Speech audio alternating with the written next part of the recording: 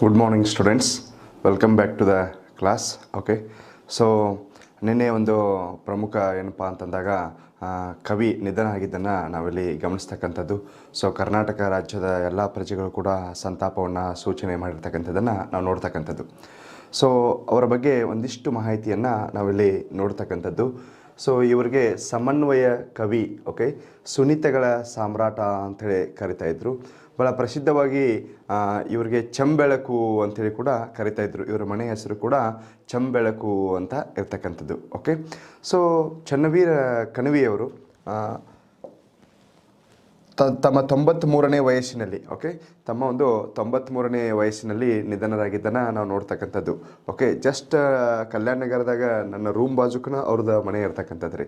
Okay, so ನಿನ್ನೆ ಕೂಡ ನಾನು ಅವರ ದರ್ಶನವನ್ನು ತೆಗೆದುಕೊಂಡೆ, ಪುನೀತನಾದೆ, ಭಾಳ ಖುಷಿಯಾಗಿರ್ತಕ್ಕಂಥ ಒಂದಿದು.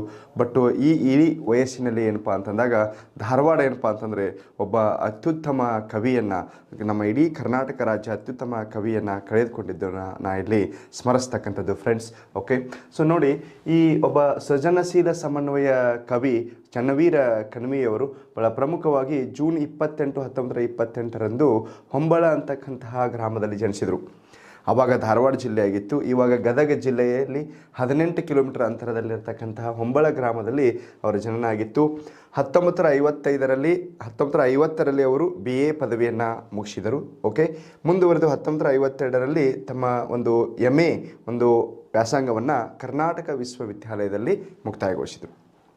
ಕರ್ನಾಟಕ ವಿಶ್ವವಿದ್ಯಾಲಯದ ಧ್ಯೇಯ ವಾಕ್ಯ ಏನಪ್ಪ ಅಂದ್ರೆ ಅರಿವೇ ಗುರು ಅಂತಂದಂಗೆ. ಕರ್ನಾಟಕ ವಿಶ್ವವಿದ್ಯಾಲಯದ ಧ್ಯೇಯ ವಾಕ್ಯ ಅರಿವೇ ಗುರು ಅಂತಂದಂಗೆ. ಓಕೆ, ಸೊ ಸ್ವತಂತ್ರ ಕರ್ನಾಟಕದ ಮೊದಲ ವಿಶ್ವವಿದ್ಯಾಲಯ ಯಾವುದಪ್ಪ ಅಂತಂದಾಗ ಸೊ ಕರ್ನಾಟಕ ವಿಶ್ವವಿದ್ಯಾಲಯ ಅಂತ ಹೇಳ್ಬೇಕು. ಸ್ವತಂತ್ರ ಸಿಗುವ ಮುಂಚೆ ಸ್ವತಂತ್ರ ಪೂರ್ವ ಕರ್ನಾಟಕದ ವಿಶ್ವವಿದ್ಯಾಲಯ ಯಾವುದಪ್ಪ ಅಂತಂದಾಗ ಮೈಸೂರು ವಿಶ್ವವಿದ್ಯಾಲಯ 1916 ಸರ್ ಎಂ ವಿಶ್ವೇಶ್ವರಯ್ಯನವರು ಸ್ಥಾಪನೆ ಮಾಡಿದರು. ನಹಿ ಜ್ಞಾನೇನ ಸದೃಶ್ಯಂ. ಮೈಸೂರು ವಿಶ್ವವಿದ್ಯಾಲಯದ ಧ್ಯೇಯ ವಾಕ್ಯೇನು ನಹಿ ಜ್ಞಾನೇನ ಸದೃಶ್ಯಂ. ಅದು ಸ್ವತಂತ್ರ ಪೂರ್ವ ವಿಶ್ವವಿದ್ಯಾಲಯ. ಸ್ವತಂತ್ರ ಸಿಕ್ಕ ಮೇಲೆ ನಮ್ಮ ಕರ್ನಾಟಕದಲ್ಲಿ ಸ್ಥಾಪನೆಯಾದ ಮೊದಲ ವಿಶ್ವವಿದ್ಯಾಲಯ ಕರ್ನಾಟಕ ವಿಶ್ವವಿದ್ಯಾಲಯ ಅರಿವೇ ಗುರು ಅಂತ ಹೇಳ್ಬೋದು. ಈ ವಿಶ್ವವಿದ್ಯಾಲಯದಲ್ಲಿ ಸೊ ಚನ್ನವೀರ ಕಣವಿಯವರು 1952ರಲ್ಲಿ ತಮ್ಮ ಒಂದು ಈ MA ಪದವಿಯನ್ನು ಮುಗಿಸಿದರು. ಓಕೆ, ಇನ್ನು ಮುಂದುವರೆದು ನೋಡಿ, ಎಕ್ಸಾಮ್ ದೃಷ್ಟಿಯಿಂದ ಭಾಳ ಇಂಪಾರ್ಟೆಂಟು. ಅವರ ಪ್ರಮುಖ ಏನಪ್ಪ ಅಂತಂದಾಗ ಕೃತಿಗಳು ಅಂತ ನಾವು ನೋಡ್ತೀವಿ. ಈ ಜೀವಧ್ವನಿ ಭಾಳ ಚೆನ್ನಾಗಿರ್ತಕ್ಕಂಥದ್ದು. ಓಕೆ, ಜೀವಧ್ವನಿ ಕೃತಿಗೆ 1981ರಲ್ಲಿ ಕೇಂದ್ರ ಸಾಹಿತ್ಯ ಅಕಾಡೆಮಿ ಪ್ರಶಸ್ತಿ ದೊರೆತಿದೆ. ಭಾಳ ಇಂಪಾರ್ಟೆಂಟ್. ಇತ್ತೀಚೆಗೆ 2021ರ ಕೇಂದ್ರ ಸಾಹಿತ್ಯ ಅಕಾಡೆಮಿಯನ್ನು ಪ್ರಶಸ್ತಿಯನ್ನು 2022ರಲ್ಲಿ ಪ್ರಕಟಣೆ ಮಾಡಿದ್ದಾರೆ. ಸೊ ಯಾರು ತೊಗೊಂಡಿದ್ದಾರೆ? DS Nagabhushan. I will come to that point. Okay, so Jeevadhwani, Bhavajeevi, Akashabutti, Deepadari, Madhuchandra, Mannina Meravanige, ನೆಲಮುಗಿಲು, ನಗರದಲ್ಲಿ ನೆರಳು, ಕಾರ್ತಿಕ ಮೋಡ, ಚಿರಂತನ ದಾಹ, ಇಲ್ಲಿ ವಾಹ ಇದೆ, ಮಿಸ್ಟೇಕ್ ಆಗಿದೆ, ಚಿರಂತನ ದಾಹ ಇದು, ಹಕ್ಕಿ ಪುಚ್ಛ. ಸೊ ಮಕ್ಕಳ ಕವಿತೆಗಳ ಸಂಗ್ರಹವನ್ನು ಒಳಗೊಂಡಿರ್ತಕ್ಕಂತಹ ಒಂದು ಹಕ್ಕಿ ಪುಚ್ಛ ಅಂತಕ್ಕಂತಹ ಕೃತಿಯನ್ನು ಕೂಡ ಮಂಡನೆ ಮಾಡಿದರು. ಎರಡು ದಡ. ಓಕೆ, ಸೊ ಮತ್ತೊಮ್ಮೆ ಗಮನಿಸಿ, FDAದಲ್ಲಿ ಕನ್ನಡ ಪೇಪರ್ದಲ್ಲಿ ಸೊ ಕವಿ ಪರಿಚಯ ಕೇಳ್ತಕ್ಕಂಥದ್ದು, ಅವರ ಕೃತಿಗಳ ಬಗ್ಗೆ ನಮಗೆ ಮಾಹಿತಿ ಇರಬೇಕು ಫ್ರೆಂಡ್ಸ್. ಇತ್ತೀಚೆಗೆ ಈ ಸುಮಾರು 2 ತಿಂಗಳಲ್ಲಿ ನಿಧನರಾದಂತಹ ಪ್ರಮುಖ ಕವಿಗಳು, ಓಕೆ, ಸೊ ಚಂಪಾ ಅಂತ ಹೇಳ್ತೀರಿ, ಸಿದ್ಧಲಿಂಗಯ್ಯನವರು ಅಂತ ಹೇಳ್ತೀರಿ, ಜೊತೆಗೆ ಯಾರಪ್ಪ ಅಂತಂದಾಗ ಸೊ ಇವತ್ತು ಚನ್ನವೀರ ಕಣವಿಯವರಿಗೆ ನಾವು ಮಾಹಿತಿಯನ್ನು ತೆಗೆದುಕೊಳ್ತಾ ಇದ್ದೀವಿ. ಸೊ ಮತ್ತೊಮ್ಮೆ ಜೀವಧ್ವನಿ, ಭಾವಜೀವಿ, ಆಕಾಶಬುಟ್ಟಿ, ದೀಪಧಾರಿ, ಮಧುಚಂದ್ರ, ಮಣ್ಣಿನ ಮೆರವಣಿಗೆ, ನೆಲಮುಗಿಲು, ನಗರದಲ್ಲಿ ನೆರಳು, ಕಾರ್ತಿಕ ಮೋಡ, ಚಿರಂತನ ದಾಹ, ಹಕ್ಕಿ ಪುಚ್ಛ ಮತ್ತು ಎರಡು ದಡ. ಸೊ ಇವರಿಗೆ ಸಂಬಂಧಿಸಿರ್ತಕ್ಕಂತಹ ಪ್ರಮುಖ ಕೃತಿಗಳು ಅಂತ ಹೇಳ್ತೀವಿ ನಾವು ಫ್ರೆಂಡ್ಸ್. Okay, right. ನೋಡಿ, ಇವರ ಪ್ರಥಮ ಕವನ ಸಂಕಲನ ಕಾವ್ಯಾಕ್ಷಿ, ಓಕೆ, 1949ರಲ್ಲಿ ಬಿಡುಗಡೆಗೊಳಿಸಿದ್ರು. ಅದರ ಹೆಸರು ಕಾವ್ಯಾಕ್ಷಿ ಅಂತ. ಇವರಿಗೆ ಚಂಬೆಳಕು ಕವಿ ಅಂತ ಕೂಡ ಕರೀತಾರೆ. ಧಾರವಾಡ ಕಲ್ಯಾಣ ನಗರದಲ್ಲಿ ಇರ್ತಕ್ಕಂಥ ಇವರ ನಿವಾಸದ ಹೆಸರು ಏನಪ್ಪ ಅಂತಂದಾಗ ಚಂಬೆಳಕು ಅಂತ ಹೇಳ್ತೀವಿ ನಾವು, ಚಂಬೆಳಕು. ಓಕೆ, ಸೊ ಇವರ ಸಮಗ್ರ ಕಾವ್ಯದ ಹೆಸರೇನ್ರಿ? ಹೊಂಬೆಳಕು ಅಂತ. ಇವರ ಸಮಗ್ರ ಕಾವ್ಯದ ಹೆಸರು ಹೊಂಬೆಳಕು. ಇವರ ನಿವಾಸದ ಹೆಸರು ಚಂಬೆಳಕು. ಇವರ ಪ್ರಥಮ ಕವನ ಸಂಕಲನ ಯಾವುದಪ್ಪ ಅಂತಂದಾಗ ಕಾವ್ಯಾಕ್ಷಿ ಅಂತ ನಾವು ನೋಡ್ತೀವಿ ಫ್ರೆಂಡ್ಸ್. ಇಲ್ಲಿ ನೋಡಿ, ಇದು ಭಾಳ important point to be noted, ಬರ್ಕೊಳ್ಳಿ. 1981ರಲ್ಲಿ ಚನ್ನವೀರ ಕಣವಿಯವರಿಗೆ ಯಾವ ಕೃತಿಗೆ ಕೇಂದ್ರ ಸಾಹಿತ್ಯ ಅಕಾಡೆಮಿ ಪ್ರಶಸ್ತಿ ದೊರಕಿದೆ ಅಂತ ಕೇಳ್ತಕ್ಕಂಥ ಪ್ರಶ್ನೆ. ಯಾವ ಕೃತಿಗೆ? ಜೀವಧ್ವನಿ. ಸೊ ಇದು ಅಂಡರ್ಲೈನ್ ಮಾಡಿಕೊಡ್ರಿ, ಭಾಳ ಇಂಪಾರ್ಟೆಂಟ್. ಓಕೆ, ಸೊ ಕೇಂದ್ರ ಸಾಹಿತ್ಯ ಅಕಾಡೆಮಿ ಯಾವ ಕೃತಿಗೆ ಸಿಕ್ಕಿದೆ ಅಂತಂದಾಗ ಜೀವಧ್ವನಿ ಅಂತ ಹೇಳ್ತೀವಿ ನಾವು. ಅಥವಾ ಜೀವಧ್ವನಿ ಕೃತಿಗೆ ಯಾವ ಕವಿಗೆ ಕೇಂದ್ರ ಸಾಹಿತ್ಯ ಅಕಾಡೆಮಿ ಪ್ರಶಸ್ತಿ ಸಿಕ್ಕಿದೆ ಅಂತಂದಾಗ ಚನ್ನವೀರ ಕಣವಿ ಅಂತ ಹೇಳ್ತೀವಿ. 1996ರಲ್ಲಿ ಹಾಸನದಲ್ಲಿ ನಡೆದ 65ನೇ ಕನ್ನಡ ಸಾಹಿತ್ಯ ಸಮ್ಮೇಳನದ ಅಧ್ಯಕ್ಷತೆ ವಹಿಸಿದ್ರು. ಓಕೆ, ಸೊ ಹಾಗಾದರೆ ಇತ್ತೀಚೆಗೆ ಹಾಸನದಲ್ಲಿ ಯಾವಾಗ ನಡೆದಿತ್ತು? 81ನೇ ಕನ್ನಡ ಸಾಹಿತ್ಯ ಸಮ್ಮೇಳನ. Okay, so doctor T Siddalingaiah ಅಧ್ಯಕ್ಷತೆಯನ್ನು ವಹಿಸಿದ್ರು. ಈ ಮೊದಲು ಹಾಸನದಲ್ಲಿ ಆಯೋಜಿಸಲಾಗಿದ್ದ ಯಾವ ಇಸ್ವಿಯಲ್ಲಿ? 1996ರಲ್ಲಿ. ಎಷ್ಟನೇ ಕನ್ನಡ ಸಾಹಿತ್ಯ ಸಮ್ಮೇಳನ? 65ನೇ ಕನ್ನಡ ಸಾಹಿತ್ಯ ಸಮ್ಮೇಳನದ ಅಧ್ಯಕ್ಷತೆಯನ್ನು ಯಾರು ವಹಿಸಿದ್ರು? ಚನ್ನವೀರ ಕಣವಿಯವರು ಅಂತ ನಾವು ನೋಡ್ತೀವಿ. ಈಗ 85ನೇ ಕನ್ನಡ ಸಾಹಿತ್ಯ ಸಮ್ಮೇಳನ ಕಲಬುರಗಿಯಲ್ಲಿ ನಡೆದಿತ್ತು. ಎಚ್.ಎಸ್. ವೆಂಕಟೇಶ ಮೂರ್ತಿಯವರು ಅಧ್ಯಕ್ಷತೆಯನ್ನು ವಹಿಸಿದ್ರು. ಇನ್ನು ಮುಂದೆ 86ನೇ ಕನ್ನಡ ಸಾಹಿತ್ಯ ಸಮ್ಮೇಳನ ನಡೆಯಲಿದೆ. ಎಲ್ಲಿ ನಡೆಯಲಿದೆ 86ನೇ ಕನ್ನಡ ಸಾಹಿತ್ಯ ಸಮ್ಮೇಳನ? ಹಾವೇರಿ ಅಂತ ಹೇಳ್ತೀವಿ ನಾವು. ಹಾವೇರಿ ಇತ್ತೀಚೆಗೆ ಹಾವೇರಿಯ ಬ್ಯಾಡಗಿ ಮೆಣಸಿನಕಾಯಿ ಒಂದು ಚಿತ್ರಣ ಉಳ್ತಕ್ಕಂಥ ಅಂಚೆ ಚೀಟಿಯನ್ನು ಭಾರತ ಸರ್ಕಾರ ಬಿಡುಗಡೆಗೊಳಿಸಿದ್ದನ್ನು ನಾವು ಗಮನಿಸ್ಬೋದು. 2021 ಸೆಪ್ಟೆಂಬರ್ದಲ್ಲಿ ಹಾವೇರಿ ಬ್ಯಾಡಗಿ ಮೆಣಸಿನಕಾಯಿ ಚಿತ್ರಣ ಉಳ್ತಕ್ಕಂತಹ ಅಂಚೆ ಚೀಟಿಯನ್ನು ರಾಷ್ಟ್ರೀಯ ಮಟ್ಟದಲ್ಲಿ ಭಾರತ ಸರ್ಕಾರ ಬಿಡುಗಡೆಗೊಳಿಸಿರ್ತಕ್ಕಂಥದ್ದು ಫ್ರೆಂಡ್ಸ್. ಆ ಹಾವೇರಿಯಲ್ಲಿ 86ನೇ ಕನ್ನಡ ಸಾಹಿತ್ಯ ಸಮ್ಮೇಳನ ನಡೆಯಲಿದೆ. ಸೊ ಈ ಹಿಂದೆ ಆಯೋಜಿಸಲಾಗಿದ್ದ 65ನೇ ಕನ್ನಡ ಸಾಹಿತ್ಯ ಸಮ್ಮೇಳನ 1996 ಹಾಸನ ಯಾರ ಅಧ್ಯಕ್ಷತೆಯಲ್ಲಿ? ಚನ್ನವೀರ ಕಣವಿಯವರ ಅಧ್ಯಕ್ಷತೆಯಲ್ಲಿ ಅಂತ ನಾವಿಲ್ಲಿ ನೋಡ್ತಕ್ಕಂಥದ್ದು ಫ್ರೆಂಡ್ಸ್. ಜೊತೆಗೆ ಭಾಳ ಪ್ರಮುಖ ಇಂಪಾರ್ಟೆಂಟ್ ಪ್ರಶಸ್ತಿಗಳನ್ನ ಪಡೆದುಕೊಂಡಿದ್ದಾರೆ. ಪಂಪ ಪ್ರಶಸ್ತಿ, ನಾಡೋಜ್ ಪ್ರಶಸ್ತಿ, ಅದಕ್ಕೆ ನಾಡೋಜ್ ಚನ್ನವೀರ ಕಣವಿ ಅಂತ ಕೂಡ ಕರೀತಾರೆ ಇವರನ್ನು. ರಾಜ್ಯೋತ್ಸವ ಪ್ರಶಸ್ತಿ, ಕರ್ನಾಟಕ ಕವಿರತ್ನ ಪ್ರಶಸ್ತಿ, ಜೊತೆಗೆ ನೃಪತುಂಗ ಪ್ರಶಸ್ತಿ. ಇದು ಬಹಳ ಇಂಪಾರ್ಟೆಂಟು. ಕನ್ನಡ ಸಾಹಿತ್ಯ ಪರಿಷತ್ತು ಮತ್ತು ಬೆಂಗಳೂರು ಮಹಾನಗರ ಸಾರಿಗೆ ಜಂಟಿಯಾಗಿ ಕೊಡ್ತಕ್ಕಂತಹ 7,01,000 ರೂಪಾಯಿ ಮೊತ್ತದ ಪ್ರಶಸ್ತಿ 2019ರಲ್ಲಿ ಯಾರಿಗೆ ಕೊಡಲಾಗಿತ್ತು ಅಂತಂದಾಗ ಯಾರಿಗೆ? ಚನ್ನವೀರ ಕಣವಿ ಅಂತ ಹೇಳ್ತಾರೆ. ಇವಾಗ 2021 ಘೋಷಣೆ ಆಗಿದೆ. ಓಕೆ, ಮಲ್ಲೇಪುರಂ ವೆಂಕಟೇಶ ಅಂಥೇಳಿ. ಸೊ ಮಲ್ಲೇಪುರಂ ವೆಂಕಟೇಶ ನೃಪತುಂಗ ಪ್ರಶಸ್ತಿಯನ್ನು ಪಡೆದುಕೊಂಡ 2021 ಪುರಸ್ಕೃತ ಯಾರ್ರೀ? Mallepuram Venkatesha. Clear it is.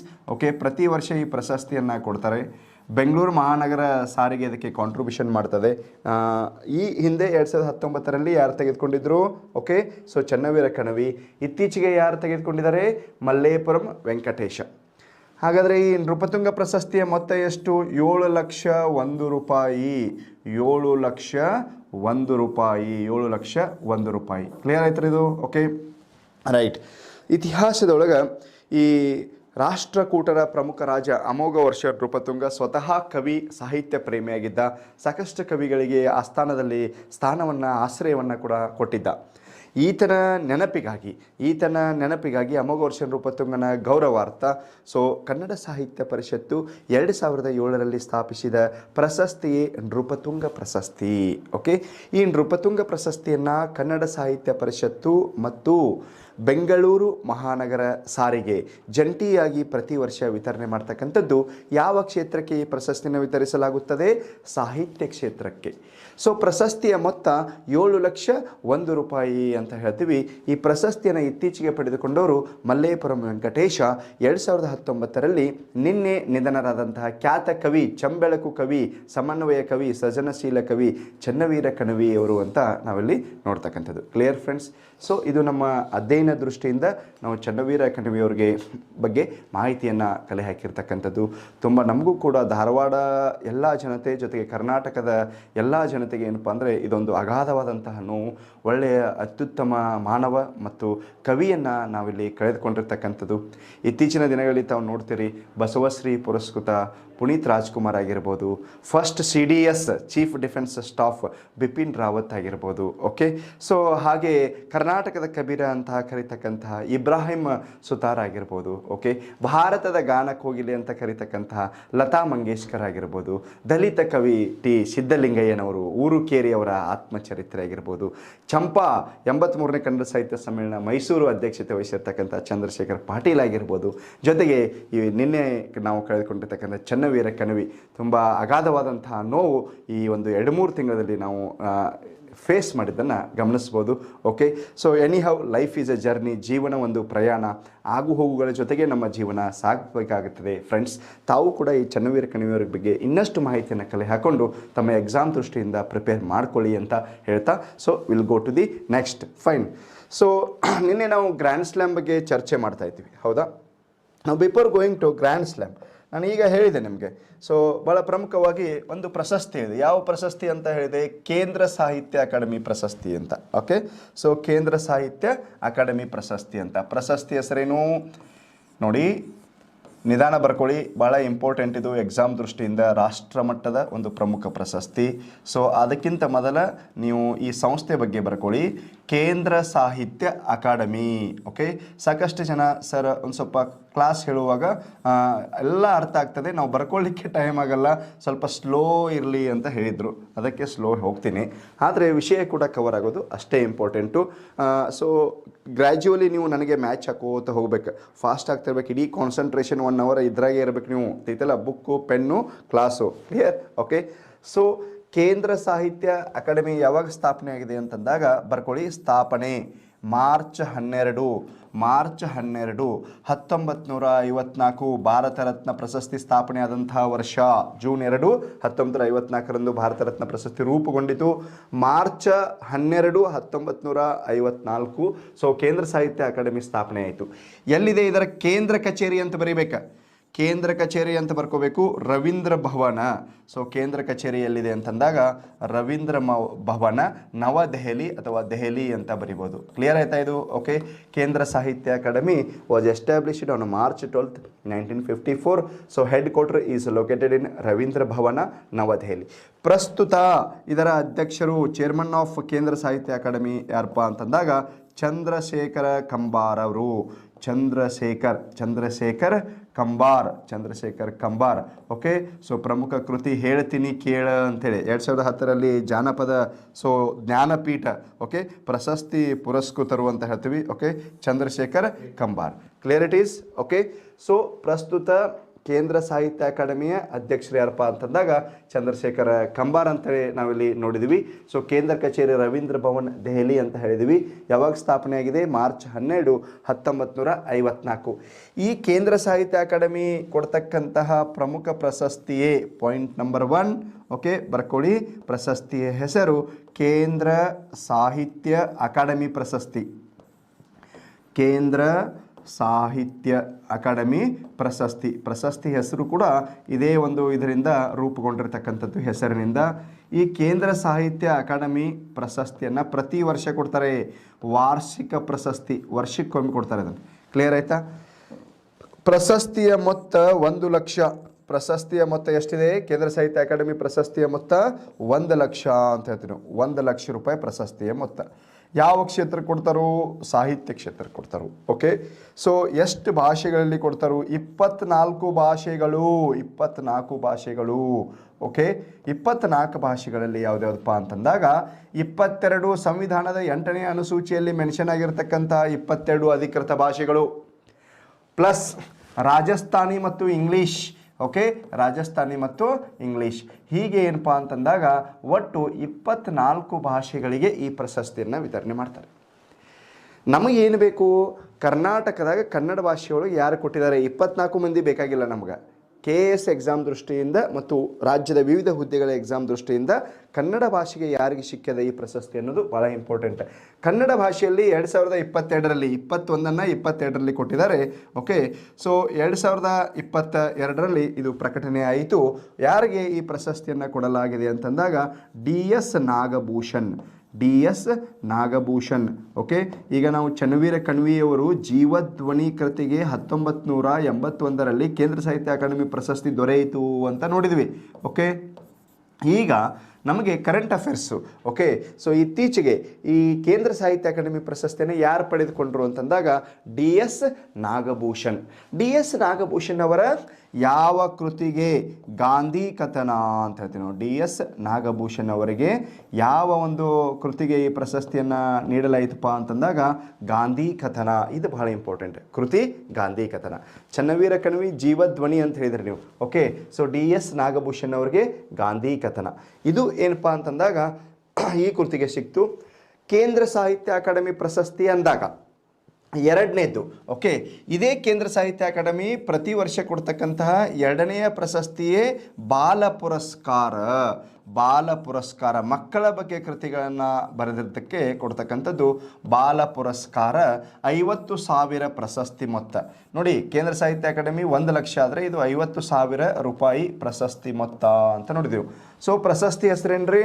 ಬಾಲ ಪುರಸ್ಕಾರ ಅಂತೇಳಿ.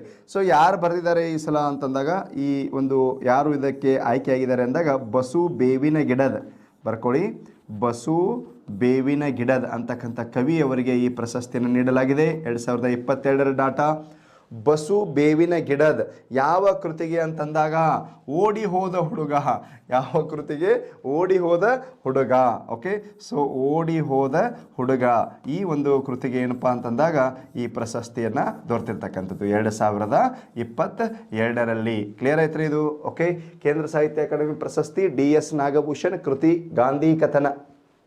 ಬಾಲ ಪುರಸ್ಕಾರ 2022 ಬಸು ಬೇವಿನ ಗಿಡದ. ಸೊ ಕೃತಿ ಹೆಸರೇನಪ್ಪ ಅಂದಾಗ ಓಡಿ ಹೋದ ಹುಡುಗ. ಇನ್ನು ಇದೇ ಕೇಂದ್ರ ಸಾಹಿತ್ಯ ಅಕಾಡೆಮಿ ಪ್ರತಿ ವರ್ಷ ಕೊಡ್ತಕ್ಕಂತಹ 3ನೇ ಪ್ರಶಸ್ತಿ ಯಾವುದಪ್ಪ ಅಂತಂದಾಗ ಯುವ ಪುರಸ್ಕಾರ ಅಂತ ಹೇಳ್ತೀವಿ ನಾವು.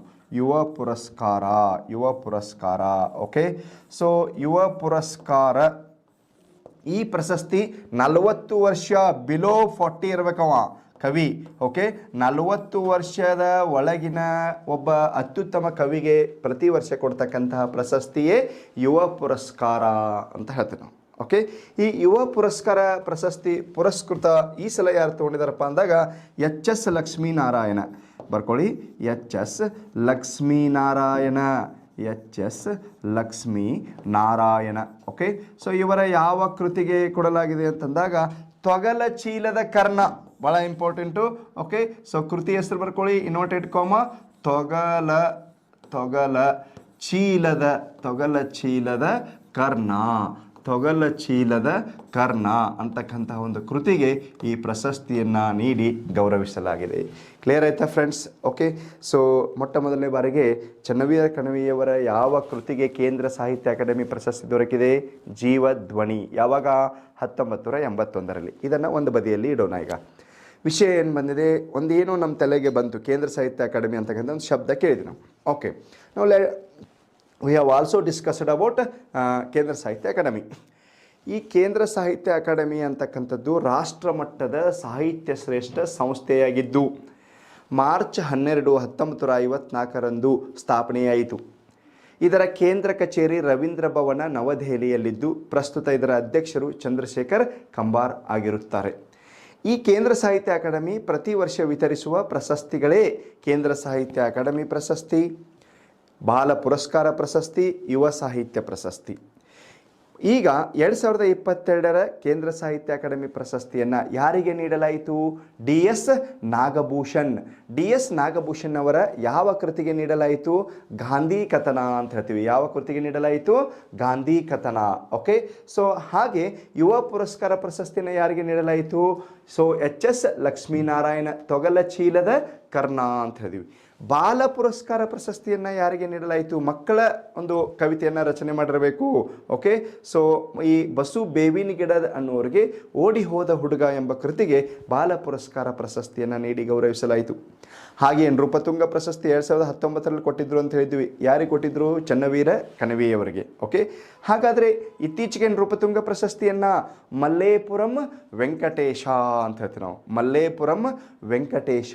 ಓಕೆ, ಸೊ ಮಲ್ಲೇಪುರಂ ವೆಂಕಟೇಶ್ ಅವರಿಗೆ ಈ ಒಂದು 7,01,000 ಮೊತ್ತದ ಸಾಹಿತ್ಯ ಕ್ಷೇತ್ರದ ಪ್ರಶಸ್ತಿಯನ್ನು ಕನ್ನಡ ಸಾಹಿತ್ಯ ಪರಿಷತ್ತು ಮತ್ತು ಬೆಂಗಳೂರು ಮಹಾನಗರ ಸಾರಿಗೆ ಜಂಟಿಯಾಗಿ ಈ ವರ್ಷ ವಿತರಣೆ ಮಾಡಿದ್ದನ್ನು ನಾವಿಲ್ಲಿ ಗಮನಿಸ್ತಕ್ಕಂಥದ್ದು. ಕ್ಲಿಯರ್ ಆಯ್ತು ಫ್ರೆಂಡ್ಸ್? ಓಕೆ, ಸೊ ಅದಕ್ಕೆ ನಾನು ಇವತ್ತು ನಿಮಗೆ ಮತ್ತೊಂದು ಅಸೈನ್ಮೆಂಟ್ ಕೊಡಲಿಕ್ಕೆ ಇಷ್ಟಪಡ್ತೀನಿ. ನಿನ್ನೆ ಬಹಳ ಖುಷಿಯಾದಂತಹ ವಿಷಯ, ನಾನು ಅಂತಾರಾಷ್ಟ್ರೀಯ ವಿಮಾನ ನಿಲ್ದಾಣಗಳು ಮತ್ತು ಯುನೆಸ್ಕೋದ 40 ತಾಣಗಳು ಅಂತ ಹೇಳಿದ್ದೆ. ಸುಮಾರು 1,000 ಹುಡುಗರು ನೀವು ಅಸೈನ್ಮೆಂಟ್ ಸಬ್ಮಿಟ್ ಮಾಡಿದಿರಿ. ಬಹಳ ಖುಷಿಯಾಯಿತು. ಈ ಸಂತೋಷ್ ಲಾಡ್ ಫೌಂಡೇಶನ್ ಏನು ಒಂದು ವಿದ್ಯಾರ್ಥಿಗಳ ಭವಿಷ್ಯದ ದೃಷ್ಟಿಯಿಂದ ಕಾರ್ಯನಿರ್ವಹಿಸ್ತಾ ಇದೆ, ಅದಕ್ಕೆ ಒಂದು ಏನಪ್ಪ ಅಂತಂದರೆ ಸಾರ್ಥಕವಾದಂಗೆ ಆಯಿತು. ಯಾಕಂತಂದ್ರೆ ನೀವು ಎಫರ್ಟ್ ಹಾಕಿ ನೀವು ಭವಿಷ್ಯ ಆಗೋದೇ ನಮಗೆ ಬೇಕಾಗಿದೆ. ನೀವು ಸರ್ಕಾರಿ ಹುದ್ದೆ ತಗೋಬೇಕು, ಸಕ್ಸಸ್ ಆಗಬೇಕು, ಇದು ನಮಗೆ ಬೇಕಾಗಿರ್ತಕ್ಕಂಥದ್ದು. ಸೊ ಹೀಗಾಗಿ ತಾವೆಲ್ಲ ಅಸೈನ್ಮೆಂಟ್ ಸಬ್ಮಿಟ್ ಮಾಡಿದ್ರಿ, ಬಹಳ ಖುಷಿ ಆಯಿತು. ಇವತ್ತು ನಿಮ್ಮ ಕೆಲಸ ಏನಪ್ಪ ಅಂತಂದ್ರೆ, ನಾ ಈಗಾಗಲೇ ಕೇಂದ್ರ ಸಾಹಿತ್ಯ ಅಕಾಡೆಮಿ ಮತ್ತು ನೃಪತುಂಗ ಪ್ರಶಸ್ತಿಯನ್ನು ಹೇಳಿದೆ. ನೀವು ಏನಪ್ಪ ಅಂತಂದ್ರೆ ಪಂಪ ಪ್ರಶಸ್ತಿ, ನಾಡೋಜು ಪ್ರಶಸ್ತಿ, ಬಸವಶ್ರೀ ಪ್ರಶಸ್ತಿ, ಬಸವ ಕೃಷಿ ಪ್ರಶಸ್ತಿ, ಅಂಬಿಕಾತನೆಯ ದತ್ತ ಪ್ರಶಸ್ತಿ. ಓಕೆ, ಈ 5 ಪ್ರಶಸ್ತಿಗಳನ್ನು ಸ್ಥಾಪನೆ ಯಾವ ಕ್ಷೇತ್ರಕ್ಕೆ ಕೊಡ್ತಾರೆ, ಯಾರು ಕೊಡುತ್ತಾರೆ, ಅದರ ಮೌಲ್ಯ ಎಷ್ಟು, ಇತ್ತೀಚೆಗೆ ಅದನ್ನು ಯಾರು ತೆಗೆದುಕೊಂಡಿದ್ದಾರೆ ಅನ್ನೋದನ್ನು ಪಟ್ಟಿ ಮಾಡಬೇಕು. ಓಕೆ, ಸೊ ಇವತ್ತಿನ ತಮ್ಮ ಒಂದು ಅಸೈನ್ಮೆಂಟ್ ಏನಪ್ಪ, ಒಂದನೇದು ಪಂಪ ಪ್ರಶಸ್ತಿ. ಓಕೆ, ಎರಡನೇದು ಯಾವುದು, ನಾಡೋಜು ಪ್ರಶಸ್ತಿ ಅಂತ ಹೇಳ್ತೀವಿ. ಮೂರನೇದು ಯಾವುದು, ಓಕೆ, ಸೊ ಬಸವಶ್ರೀ ಪ್ರಶಸ್ತಿ, ಈಗಾಗಲೇ ನಾನು ಕೂಡ ಹೇಳಿದೆ, ಇನ್ನೊಂದು ಚೂರು ನೀವು ಅದನ್ನು ಬರೀರಿ. ಓಕೆ, ಬಸವಶ್ರೀ ಪ್ರಶಸ್ತಿ. ನಾಲ್ಕನೇದು ಬಸವ ಕೃಷಿ. ಒಂದೊಂದು ಪ್ರಶಸ್ತಿಯನ್ನು ಇನ್ನೂ ಕೊಟ್ಟಿರಂಗಿಲ್ಲ, ಹೋದ ವರ್ಷದನ್ನು ನಾವು ಕನ್ಸಿಡರ್ ಮಾಡಬೇಕು. ಬಸವ ಕೃಷಿ ಅಂತ ಹೇಳ್ತೀವಿ. ಓಕೆ, ಅಂಬಿಕಾತನೆಯ ದತ್ತ ಪ್ರಶಸ್ತಿ